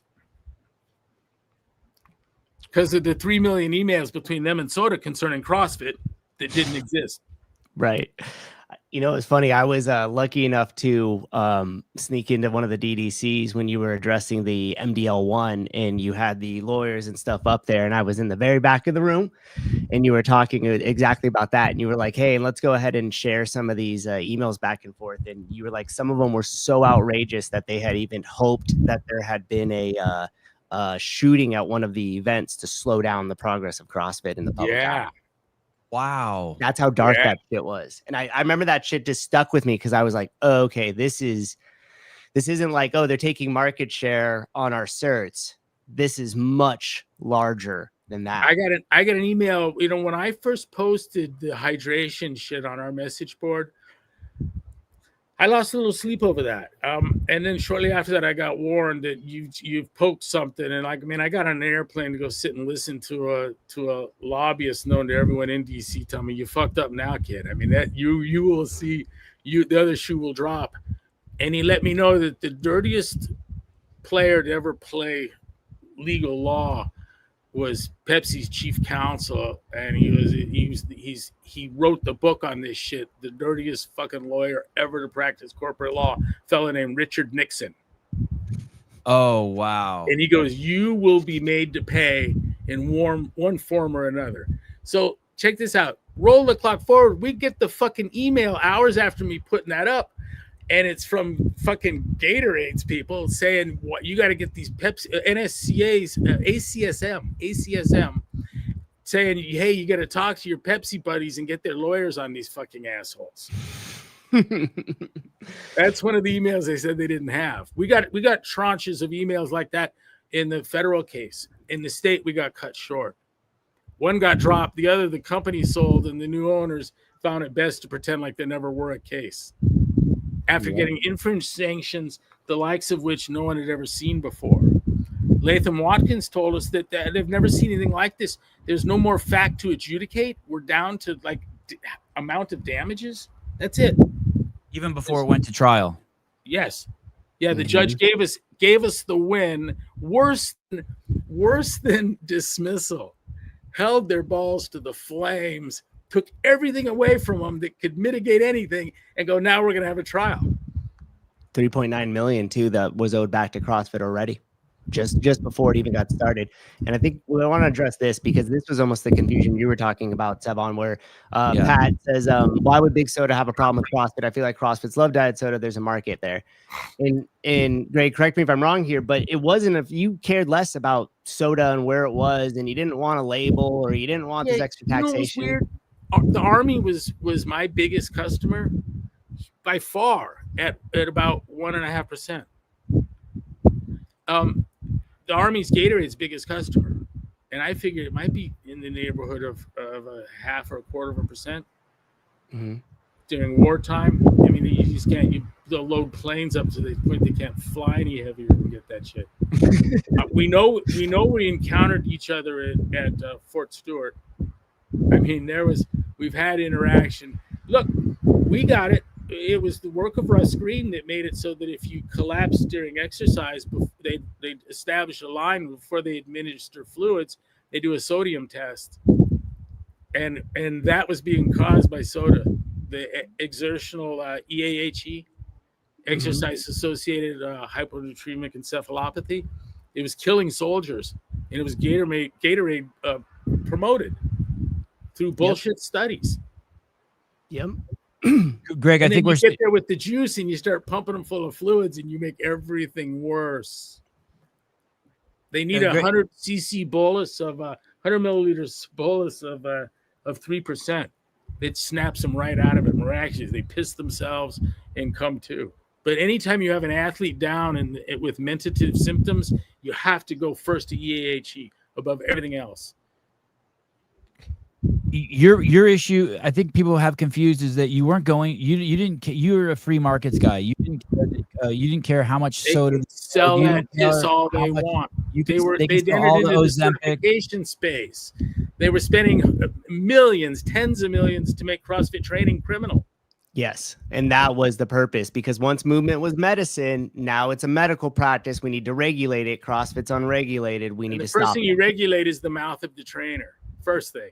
But people still couch it in the terms of they think that you have a problem with Big Pharma selling Ozempic or Coca-Cola selling sugar. You're a free market guy. Do whatever you want. But when you started the CrossFit Health Initiative, it was to show the meddling in the sciences, and I forgot about the certification things. They were basically, they had come at you. They were, first of all, lying about CrossFit, and then also trying to take control to make put licensure around fitness. It's licensure that caused the soda tour explain that these guys are hawking a poison, corrupting the health space.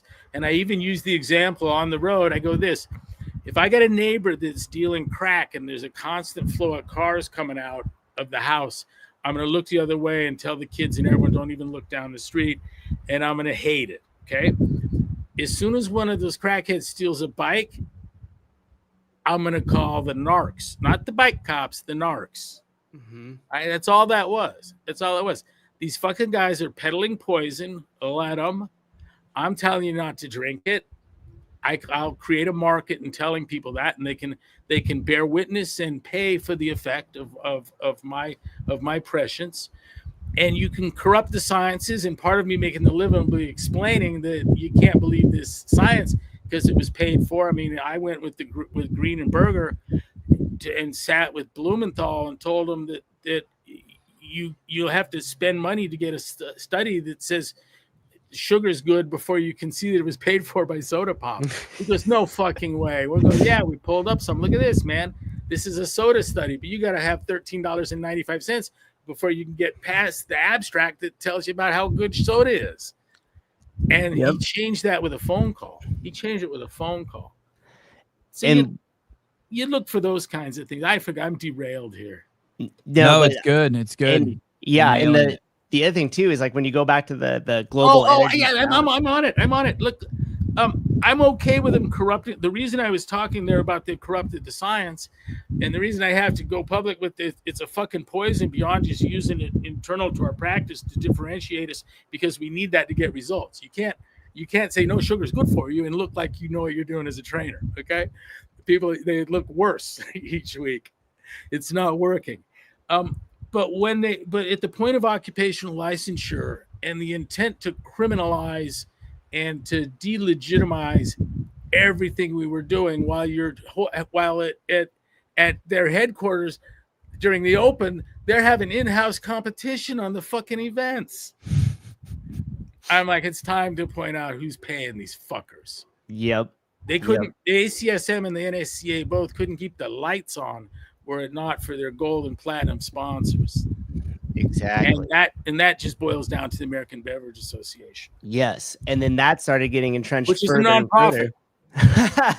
Is it really? Oh yeah. Yeah. And it's all it does is just lobby and regulate the interest of soda. And that's how it got involved with the Global Energy Balance Network, and the Obamas got behind it. So they wanted to say, hey, the sugar's not bad for you. It's just, you just don't move enough. We just need to balance everything out. And by the way, we have our doctors here. We have our chief scientist from Coca-Cola that's going to go ahead and explain it to you guys, because you don't understand and you're not. We could find 2 or 3 proxies a week that had impressive masthead, literature supporting, public events planned, a beautiful website.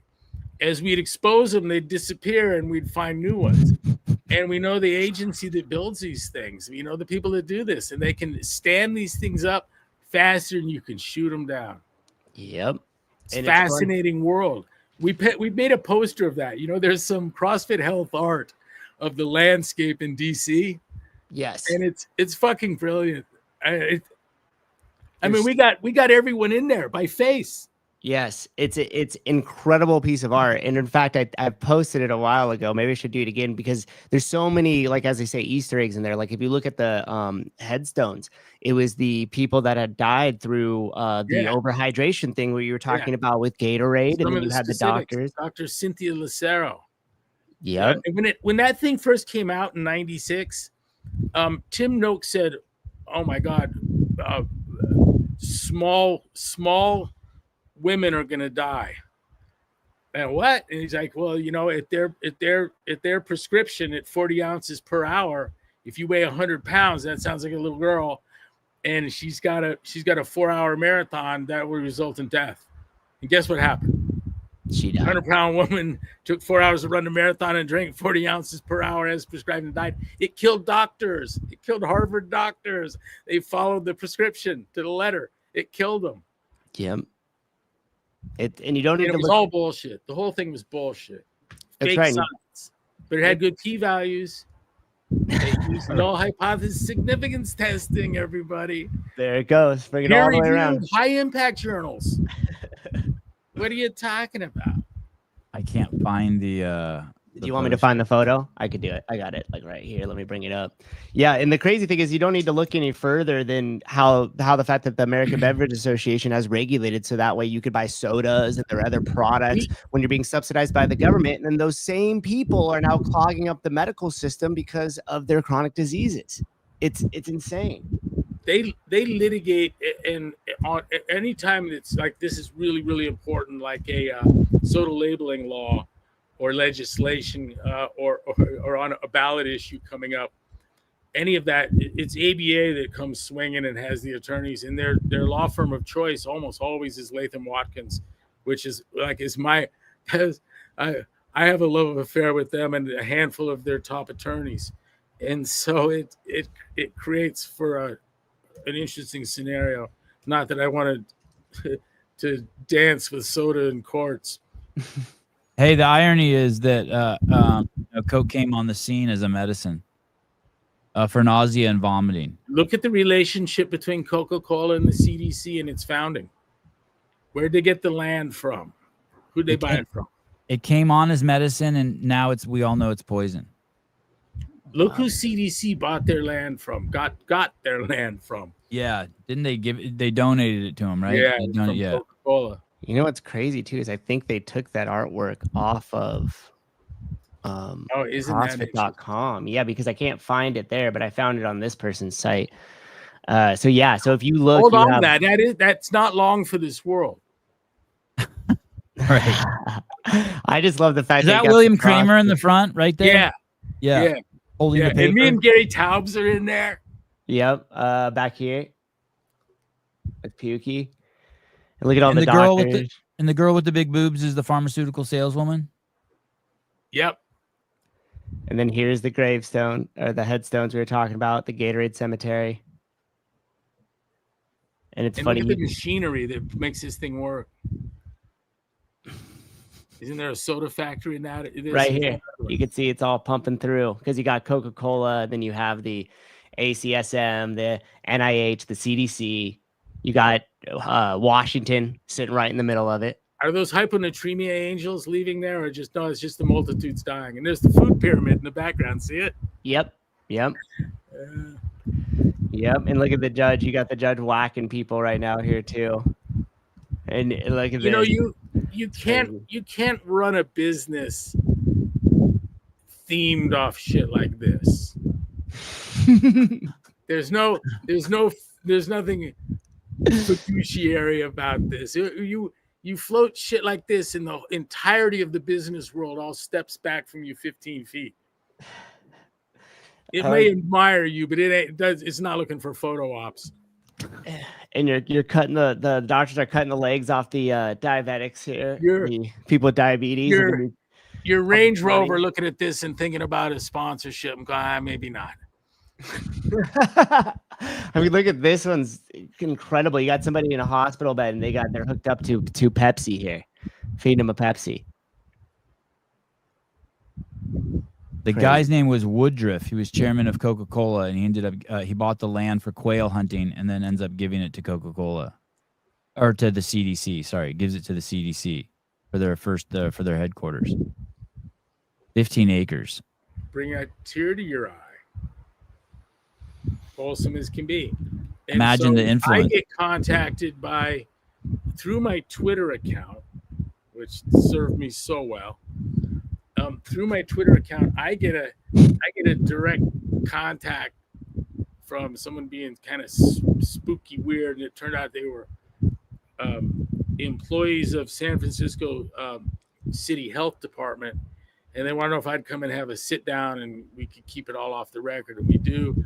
And what they'd really like to do is take us over to UC San Francisco medical school and visit the people there at the Global Health Initiative within public health, within the medical school. And it's where Lustig is explaining to people that sugar is a pediatric toxin. And we get deep into the bowels of this thing. We all sit down at a table. And the ask is, would we report that the CDC Foundation was spending money to take the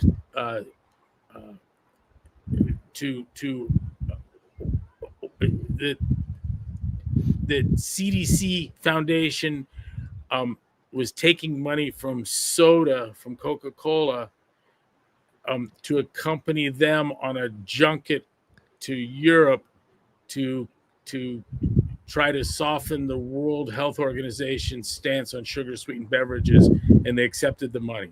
They asked if we would report it.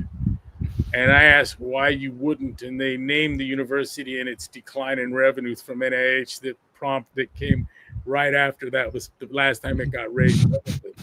And so we said we would, and we FOIA'd that up, and it was as bad as you think.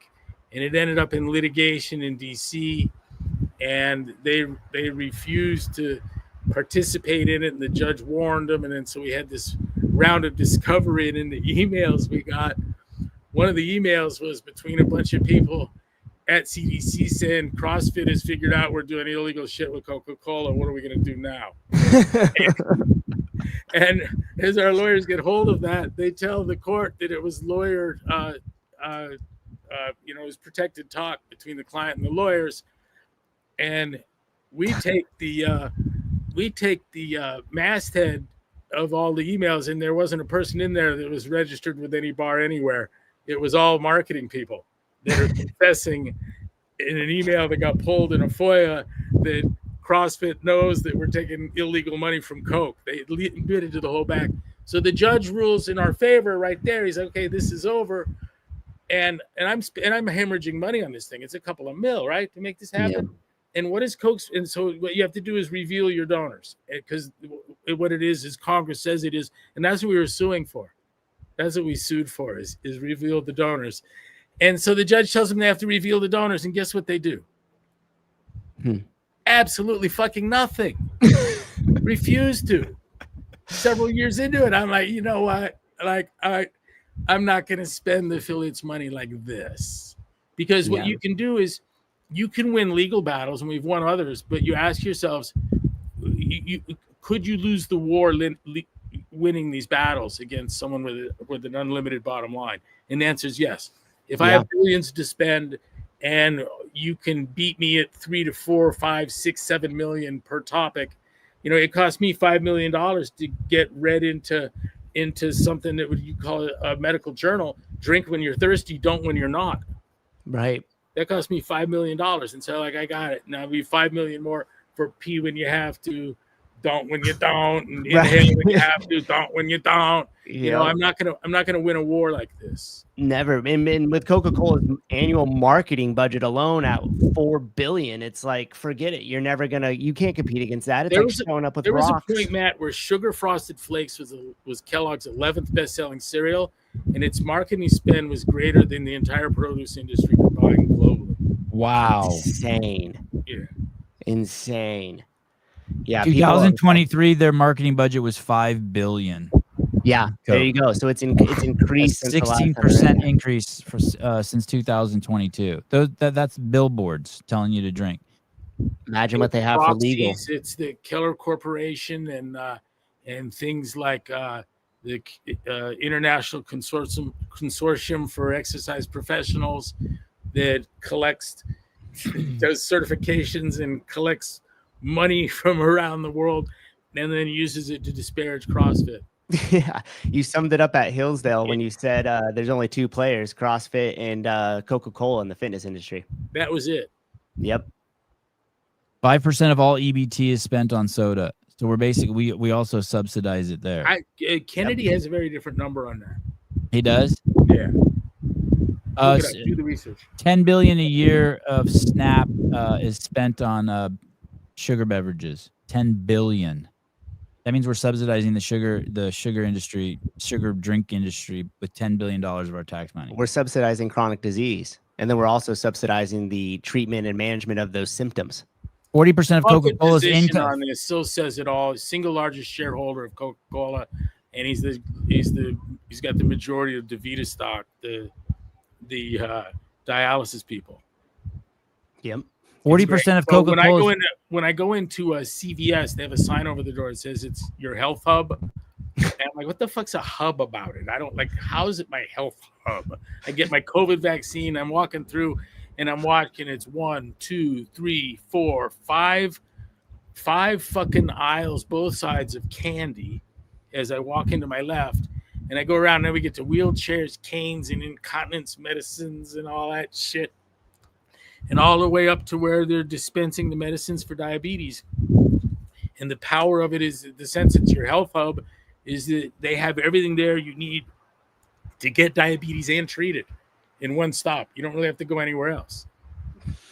40% 40% of Coke's revenue is from food stamps, and the average food stamp recipient drinks one soda every day. And lies about that by 100% or 200 or 300%. Right. No one's drinking one soda a day that's buying it with food stamps. Yeah, not a chance. Hey, Greg, what are your thoughts? What are your thoughts on Make America Healthy Again so far? I shit my pants and had a flinch of worst case scenario when he went after high fructose corn syrup in favor of cane syrup. I can't help but wonder what the holdings are of beets or cane in Florida. You know, it's so bad. These are advancements. Explain that to me though, Greg. And now check off sugar. It's natural now. I ask people, is Bobby sitting there telling him about hyperinsulinism and he's drinking a Coke going, isn't the Mexican shit better? No, it is. We sell it at Mar-a-Lago. I only get the Mexican Cokes. But Greg, let me push back on that. Did you know that, Bobby? I get you on the hyperinsulinism thing, but you know it's better. Taste it. You tell me. If I put them both here blindfolded, which one are you gonna like? And then he's late. Okay, we did something on the sugar front. Now it's the cane sugar. It's much better for you. But Greg, didn't Dick Johnson in the book The Fat Switch talk about high fructose corn syrup being significantly worse than It's got 5% more fructose in it than the cane sugar. Isn't it something having to do with the way it's processed? Yeah, fructose is a problem, but understand it's in the corn syrup. It's in the high fructose corn syrup. There it is refined, but it's only refined to about a 5% greater proof than you get out of cane, what they do in refining cane. Yeah, it's like moving from crack cocaine to powder cocaine. Yeah, I've been trying to cure your diabetes by getting off the Coke and going to Pepsi. I don't do crack. I do cocaine. It's different, guys. Greg, I don't remember the exact mechanism, but he was basically talking about if you cane syrup, maybe it didn't have to pass through the liver first, and high fructose corn syrup. It's composed. The problem is with fructose. That's the molecule. It's fructose. Okay. And they're both high in fructose. One's 55, the other 50 and 45. So you don't think there's no significant? No, there's nothing there. No. Okay. There's nothing there. Andrew sums it up here too. Hey, as well. Mexico has the highest rate of diabetes, I think, in the world, except for maybe one of the Arab nations of women over the age of 55, and the number's astronomical. And the country's consuming estimated half of their calories from Coca-Cola, and it's all coming from cane sugar. It's like there's no there. And okay.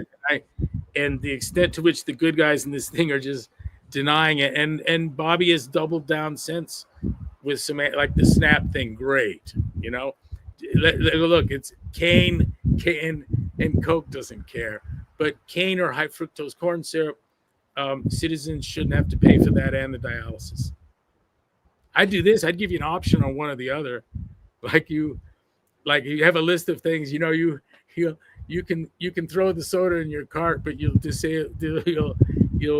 eliminate your ability to get free dialysis or chronic obstructive pulmonary disease medicine. So. Cocaine is better for you than crack. I don't know. Hunter Biden was talking about it the other day and suggesting that maybe crack was better.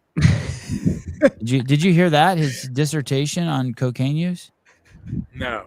It was kind of brilliant. It was kind of brilliant. I was like, wow, this is the most I've ever liked Hunter. He gave a whole thing on why smoking crack was better than snorting cocaine. It was crazy. Is it economical?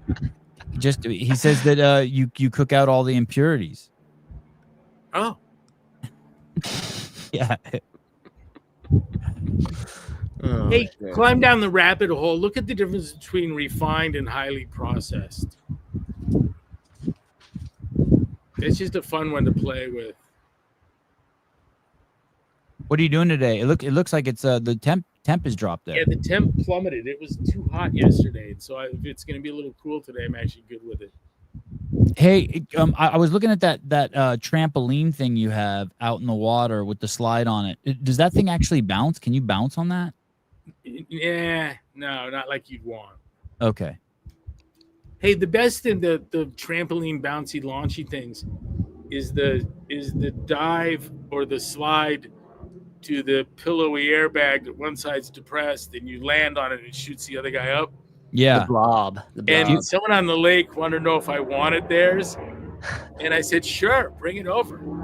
And then I went on, someone took me to their Instagram page, and you put a kid on that thing, and then you have a fat guy jump off the diving board, off the high dive, and land on the pillow part.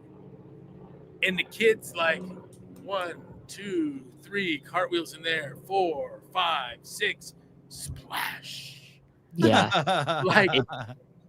Like, no, turn it back. It's crazy. And then I'm like, why do you think he's giving it to me, man? They did the thing in the old school Jackass where they jumped off shipping container cranes onto the blob, and they were shooting it from a helicopter, and they almost launched somebody into the helicopter. They went so high. Oh, yeah. They were like, maybe this was a bad idea. Wow. Yeah. It's insane. Highest human blob launch. I didn't know what that was called. Yeah, it's somewhat still warm. Let's see if we can see. No, this one's probably not it. Dude, you got to go to the oil rigger one. They say this is the highest one. Oh, that's not going to be very high, is it? What if you go the wrong way? What if it launches you back towards the dock? You know Jen and Nathan. Yeah. Yeah. Daughter. Nate and Jen showed me a picture. I was talking about the tubes that have wings, the in tubing that pull with the boat.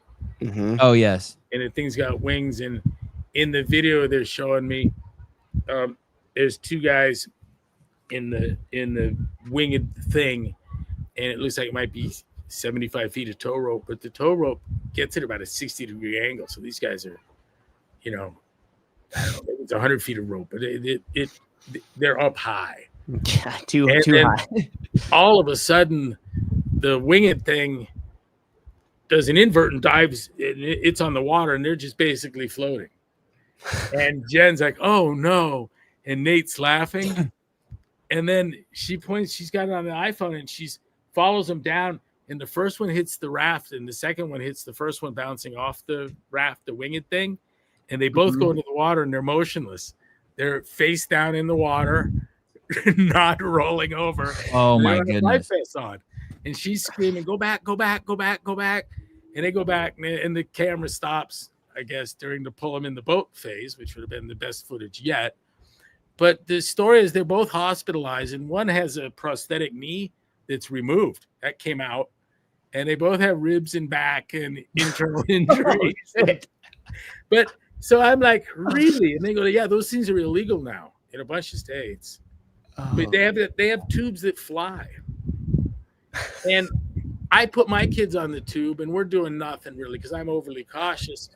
And what you read about is that in older people, the injuries are orthopedic, and in the younger folks, they're head injuries. And we're not. And of course, as I'm towing, one of the kids is screaming faster and the other slow down, and I'm getting conflicting things. And my flagman's fucking setting up an Instagram post, and all of a sudden 2 kids hit heads on just a oh damn! Oh. And I got a kid with a concussion, sick to her stomach. Fucking That happened. Yes. Who'd that happen to? Robbie and Riley. Oh my goodness! And I'm like, you know what? I fucking hate tubing. So you hang out on the lake long enough, and there's a couple of things that nobody with much experience wants to do, and it's boat drunk, boat at night, and take kids tubing. Oh, Wisdom wants nothing to do with that 3. We're not going out at night. And the 4th one, if I can add it, is kids hanging over the bow of the boat while you're underway. I don't think that's how physics works, Sevy. The end of one of these blobs is like circular. And so if you were on the wrong side of the bubble, I could see it launching you back towards the jumper. Yeah. I think if you slide where you're positioned on it, weird shit could happen for sure. I think so too. If you're on the edge, you're going to go sideways. Yeah. I don't think there's much control over which trajectory you take. I got a concussion from boxing and football. Oh, All right. Well, thank you. No, like a Cassiono. Oh, an Italian concussion. Have you ever seen this one? The bounce house. They got giant bounce house that got carried away by the wind, and kids are flying out of it. Yeah. I feel bad for how much I enjoyed that video. All right, thank you. Thank you. Hey, and thanks for letting me run off on the science shit. And if you'd like to get a chance to see Greg in person, August 23rd and 24th, you have to go head on over to the MetFix. I don't know if it's open to the public, but it's August 23rd and 24th in Boston. And then it sounds like someone was saying there's something in Charlotte in October. But head on over there. Vegas thing, I know. I'm going to do the Vegas one. What's the date on that? Do you know roughly? I'm sorry, I'd have to pull it up. Okay. Shit. I don't. Go to Vegas. I don't. At a card table. My wife controls our pace and our travel, and so I don't keep a calendar because, like, what's the point? Nothing in it would mean a fucking thing. You could get overruled anyways. Yeah. So, like, for instance, the remodeled kitchen counters in Santa Cruz have a 2-week delay. So we're having the boat drug up from Coronado to Santa Cruz, the San Juan Islands, and we're going to do a week. And out of Roche Harbor, Maggie found a house with an indoor pool and its own boat ramp. Wow, when is that? When are you doing that? At the end of this month, when I was supposed to be going to Santa Cruz. Let me look at my calendar. Nope, that's not right. So you're not coming. My calendar becomes a stark reminder of what was hoped. It has nothing to do with what's going to happen. So you're not coming to Santa Cruz. It's an artifact. I am after the San Juan, Sevy. Come on. Oh, okay. Unless the counters are delayed. Hey, I'm going to tell you something. I figured something out yesterday about procrastination. Yeah. We all think that procrastination has to do with putting off into the future things that should be done today, right? Yeah. But that's exactly wrong. What the heart of procrastination has nothing to do with tomorrow. It has to do with today. Is it a good day for that? And that makes it tomorrow. It was never a tomorrow choice. It's always a not today choice. Okay, I like that. Oh, that's like from Romper Room, isn't it? Is that good, man? That's good. Yeah. Leave a dead bomb for everyone. Who can't work with that? Greg, you're going to Macau, China? No, fuck no. Whoops, that's probably. I don't see Vegas on here, dude. I don't see Vegas on here. I would be honored to go and indulge in the beauties of that of a foreign culture, but I think I might have to do that from the safety of my own home. Sevon, the Vegas trip, he was referring to the three of us. We're gonna go sit down at a card table and hang out. Oh, okay. I don't even want to go to Vegas. August, September, October, San Antonio, September, Georgia, October, Jacksonville, Florida, November, Phoenix, Arizona, November, Macau, China. He might not make that one. December 6th, Sacramento, December 13th, back to the UK for the second one. December 20th. Damn, dude, December's crazy for you. Yeah, like I said, I'm not the keeper of my calendar always. All right. Busy year. We got kids. A lot of them. I'm the headmaster. All right, dude. Talk to you soon. Thank you very much. And thank you, Matt. Thanks, Craig. Bye, Seb. Conversation. Ciao. All right. I took notes and got time codes. Oh, what are you gonna cut some clips? Yeah, get some clips out of there. Yeah. Macau, China. Wow. Yeah, well, that's far. I heard the Chinese food in China sucks. Avoid the couple times I've been to China, that's correct. It was horrible. It was horrible. Except at the Four Seasons, it was great, but everywhere else it was disgusting. You order duck and they actually bring a duck to your table. Like, you know what I mean? Like, you see it's a duck. Yeah, no, I'm like, I'm good. I'm okay. Yeah. I'll just watch one of those shows about exploiting other people's cultures and foods while I have In-N-Out. Watch it on your iPhone at In-N-Out. Yeah. Oh, what is today? Wednesday? Yep. Dense Updates has a new updates. I am trying to figure out. I want to do a show where we go through 2 different shows. Oh, real quick, I could answer this one. So Greg asked, what would be the what would he recommend, CrossFit L1 or the MetFix seminar if you had to choose? You have to go to the L1 first, because you will I was involved in some of the material with the MetFix seminar stuff, and if you don't have kind of a basic foundation of it all through the L1, then you might get a little lost in the MetFix seminar. So the sequencing order should probably be the L1, then go to the MetFix seminar. I sat through one of the talks. What was the guy's name who did it? Pete Shaw. And it was absolutely amazing. I don't know how much of my L1 knowledge I used to understand it, but it was insane. Well, I will say this. I guess I should have given more context. If you're looking at it through the lens of being a trainer and you're like, hey, I want to start coaching people, where should I start? You go with your L1 because you're first going to introduce them to movement. And then once you get them moving better and they're like, hey, you know, how do I improve my score? What do I need to do about this? Then you're going to start to introduce the nutrition factor to it. So usually it's movement first, then nutrition, right? Like in sort of a sequencing of influence when you have a client or a person in front of you that you're working with. Does Sevi have an L1? You mean like up to date? No, not even close. I haven't been doing L1 in 5 years. Outside of seminar staff, though, I bet you there's no one who's been to more L1s than me. Yeah, Sevi's got his L5. Thank you. Time to bring Dents on the show so she can bring in more Danielle stories. Okay, maybe tomorrow. Who we got? Jay Crouch? Oh no, oh yeah, tomorrow is Jay Crouch. Yeah, we got a little proven run. Try to get Ricky for Sunday too. Yeah, when he doesn't respond, it makes me think I have the wrong number because he's always, I feel like he's always been hard to get in touch with. Is he still in the US? Do we know? That might be the issue. He's blue. He's not green.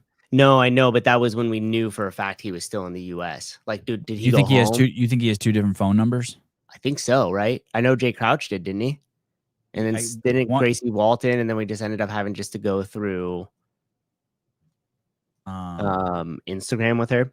Let me try. What if I type in Ricky WhatsApp?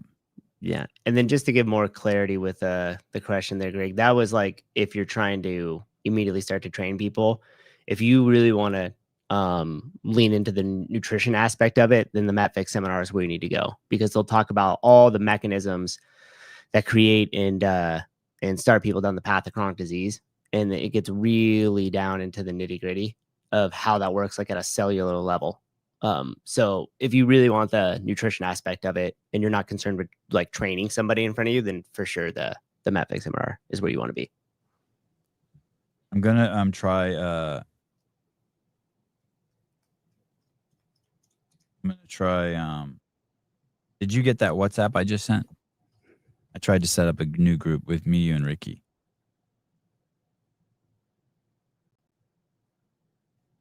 Yes. Okay. I sure did. Bring Gracie back on. Yeah, she was cool. I'm just gonna copy paste this. Oh, she told the autistic kid story on the show. Yeah, that story's crazy. Did she? I haven't got a chance to listen to hers this morning. Yeah, Shane's very responsive. Or Tia or Shane even responsive? Shane's very responsive. I think we'll get him soon. Do you think that? Or am I just crazy? No, I do. I mean, you might be crazy, but I do. Oh, well, we got Nick on. I'll ask Nick what my chances are.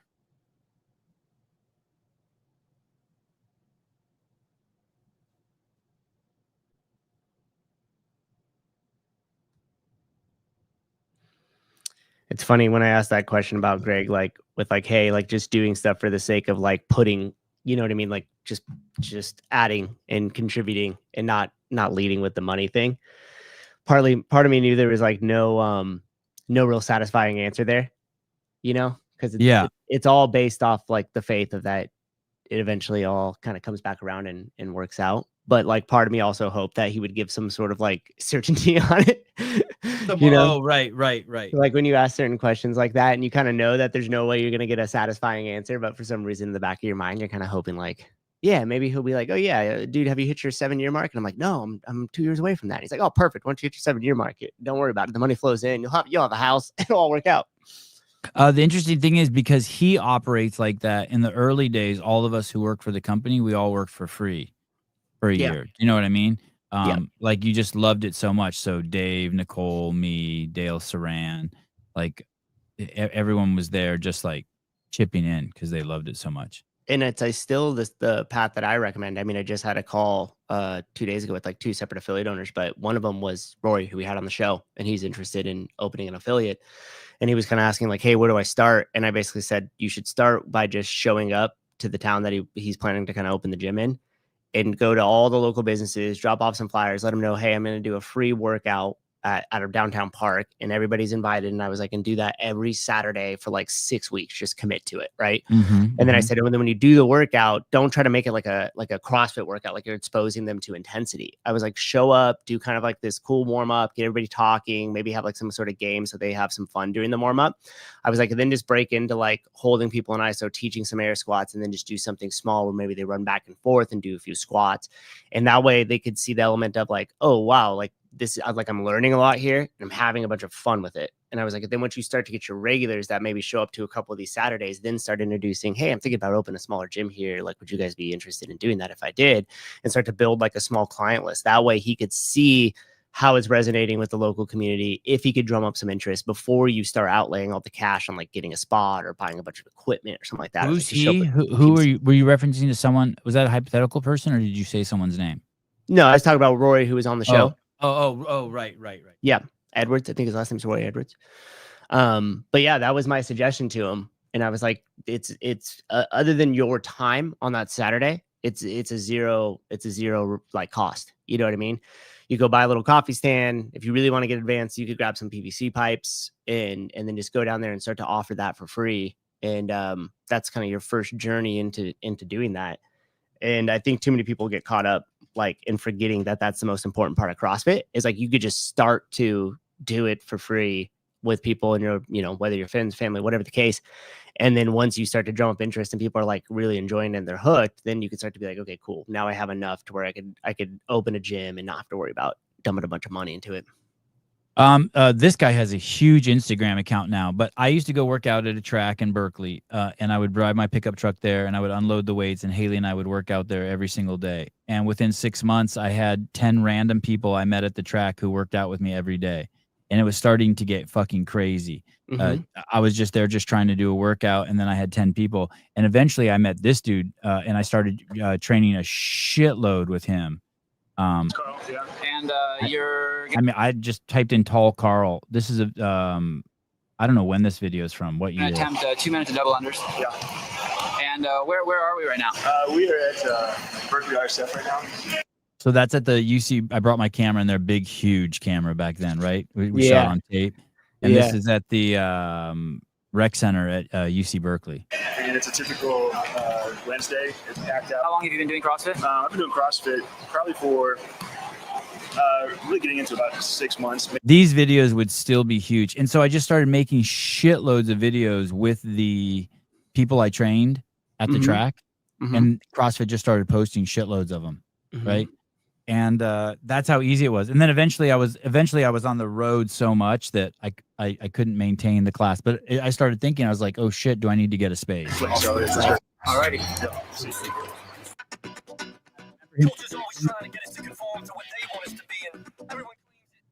And those were the good old days. That's what Carl's. I think he's like 6'7", and we started every workout with 100 burpees. And I'm not see those stairs there, and we ran those stairs. Yeah, ran those stairs before every CrossFit workout we did. And you know what's crazy is like you could doing this like what you did and here, just like kind of like coaching people for free, you're getting a group together and doing it at a certain time. It'd be easier now than ever because 24-hour fitness and all these other places usually have some sort of like functional like room, right? Where it just basically looks like a very small section of an affiliate. Yeah. You can start training people there. And he ended up getting so much more fit than me that I remember we would do workouts and I would just do portions of them and I would rest. So like I think it was Eva T or something. And I would just run the 800s with him as fast as I could. Yeah. He would do all the other shit. I don't remember what year this is, but and there's Haley back there. We would make a fucking crazy scene at the gym. We eventually got kicked out of there. Yeah, for sure. You're not on one of those ellipticals, dude. Look at you. Yeah, I think we got kicked out because we were doing overhead squats and deadlifts. Yeah, makes sense. But they had a glute ham developer there. We got at it there. They told us that the gym, the weight room there was built on a dance floor, so we couldn't do deadlifts. I was like, why the fuck did you build the gym on a dance floor? And like, you're never going to use it again. They were concerned we were going to damage the floor. You couldn't see it because they had built a subfloor on top of it. Yeah. I'm guessing this is 2014.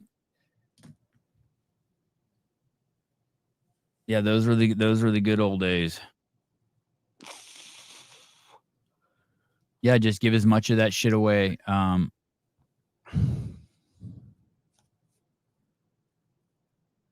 Oh yeah, this is in my backyard. Look at, damn, I forgot that he used to come over to the house. This looks like it's 2009.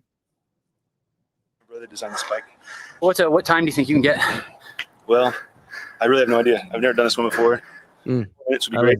2009. You weighed yourself today? Yeah, with a jacket on, 243, and shoes on. It's excluding the tape. What is He's that? huge. 243.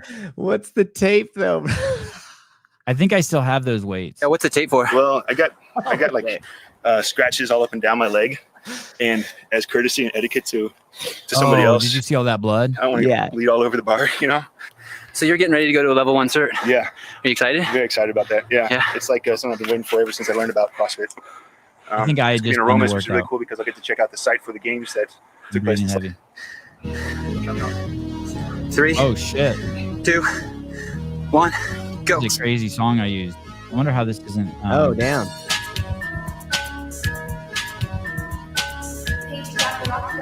Dr. Octagon. I don't know how I got away with using that. Crazy. Yeah, this is originally published in 2009. Yeah, that was a games workout that year. Yeah. I used to do that one a bunch. Dope moped. Yeah, that was my scooter. To ride Haley around town on that. Yeah. Crazy. I forgot this shit existed. I probably haven't looked at that since I made it. It's crazy. 178 views. Yeah, and he's killing it now. What's Carl's Instagram now? Whiteboard Daily? Yeah. He does like the drawing breakdowns of the movements. Yeah, God, I was so sad. He ended up moving. I was so sad. I really liked him. Oh yeah, he's got over 300,000 followers on Instagram with his CrossFit drawings. A strength coach, author, a lifelong student athlete. He was so cool.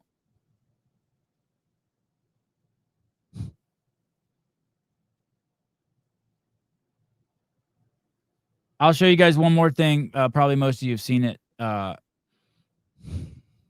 Let's see if I can. Yesterday, my kids pretty much train all day, and then at night I come home and Ari's very interested in getting stronger, and so I had them run a shitload of hill sprints.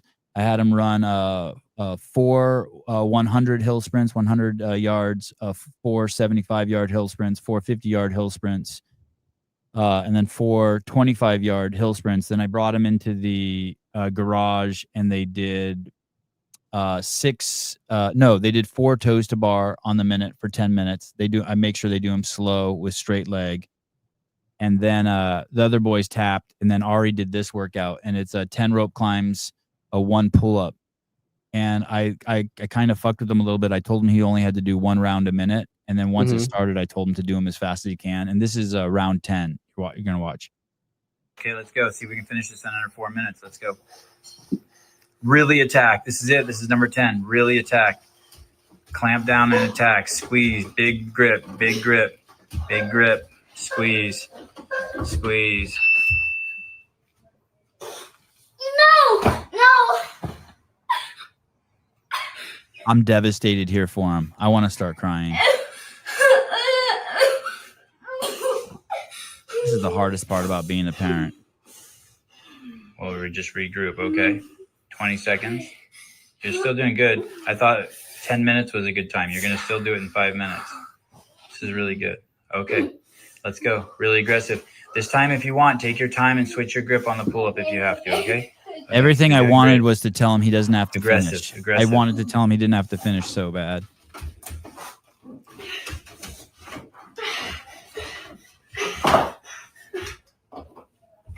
Yeah, that's the bar. Woo! Hey, that's where you get stronger. If you don't fail, you're not getting better. You have to know that. You know what I mean? Mm-hmm. Makes sense to you, right? Yep. You have to fail to get better. If you were just born and you never tried anything, you'd still be a baby, like in a crib. You had to, when you learned how to walk, I saw you fall down 10,000 times. All right. I love you, buddy. God, he's such a good dude. Yep. Got your chin. Yeah, that's cool. That's really cool.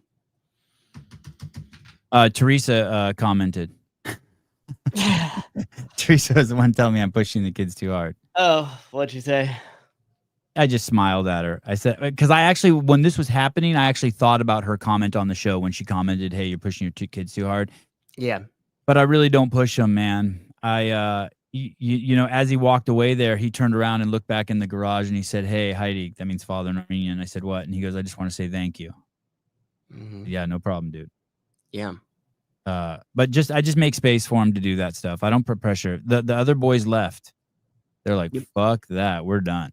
And they had just come from 2 hours of jiu-jitsu where Ari had not come back home from that. He was doing some other training. So I kind of let them off the hook. But yeah, man, I got to prepare him. He's got 2 huge tournaments coming up and he's going to fight other kids. And I can't send him into a fight without, you know. So. Yeah, it's cool.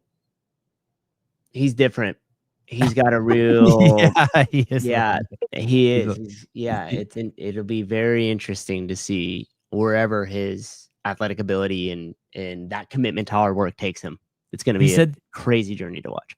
He said this to me the other day. I can't remember if it was jiu-jitsu or tennis, but he lost and he came off and he was teary-eyed. I go, "Hey, why do you cry when you lose?" And he said, "Because I never see myself losing." I go, "What do you mean?" He goes, "Before I start, everything I do, I see myself beating everyone and winning everything." And he goes, "That's why whenever I lose, I just want another try. That's why, like, I never get scared. If I lose a match, I just want to go in and fight the kid again." He's like, "Because it has to be what I see in my head." I was like, I don't even know what the fuck he's talking about, but I'm like, "Oh, fuck, you are built different." Yep. That's going to be incredible to see what he accomplishes with that. And it's not the fact that like, oh, I'm upset because reality was different than the way I saw it in my head. He's like willing to continue to work towards that. And that's a massive differentiator when it comes to, you know, how people are going to deal with stuff in life. Yeah. So he probably saw himself getting that 10th pull up and he was re-gripping every time at the top. And I told him, "Hey dude, stop doing that. You're wasting time. However you grab the bar, just do a pull up." Mm-hmm. And so then that's why I told him, "Hey, fix your grip if you want." You don't push them. You give them more attention than 99.9% of parents. They believe you. And there was one more good. Skip Sevy's genetics. Thanks. Yeah, he actually is built just like that one is built just like mom. For sure, that he has mom's body. All right. Good day. Always nice to have Greg on. I'm bummed that he's going to that was sad for me a little bit that he's going to Washington. He's going to go to Washington and then he's going to come to Santa Cruz and we're going to be gone. We're going to be at Wodipalooza. I might not even see him.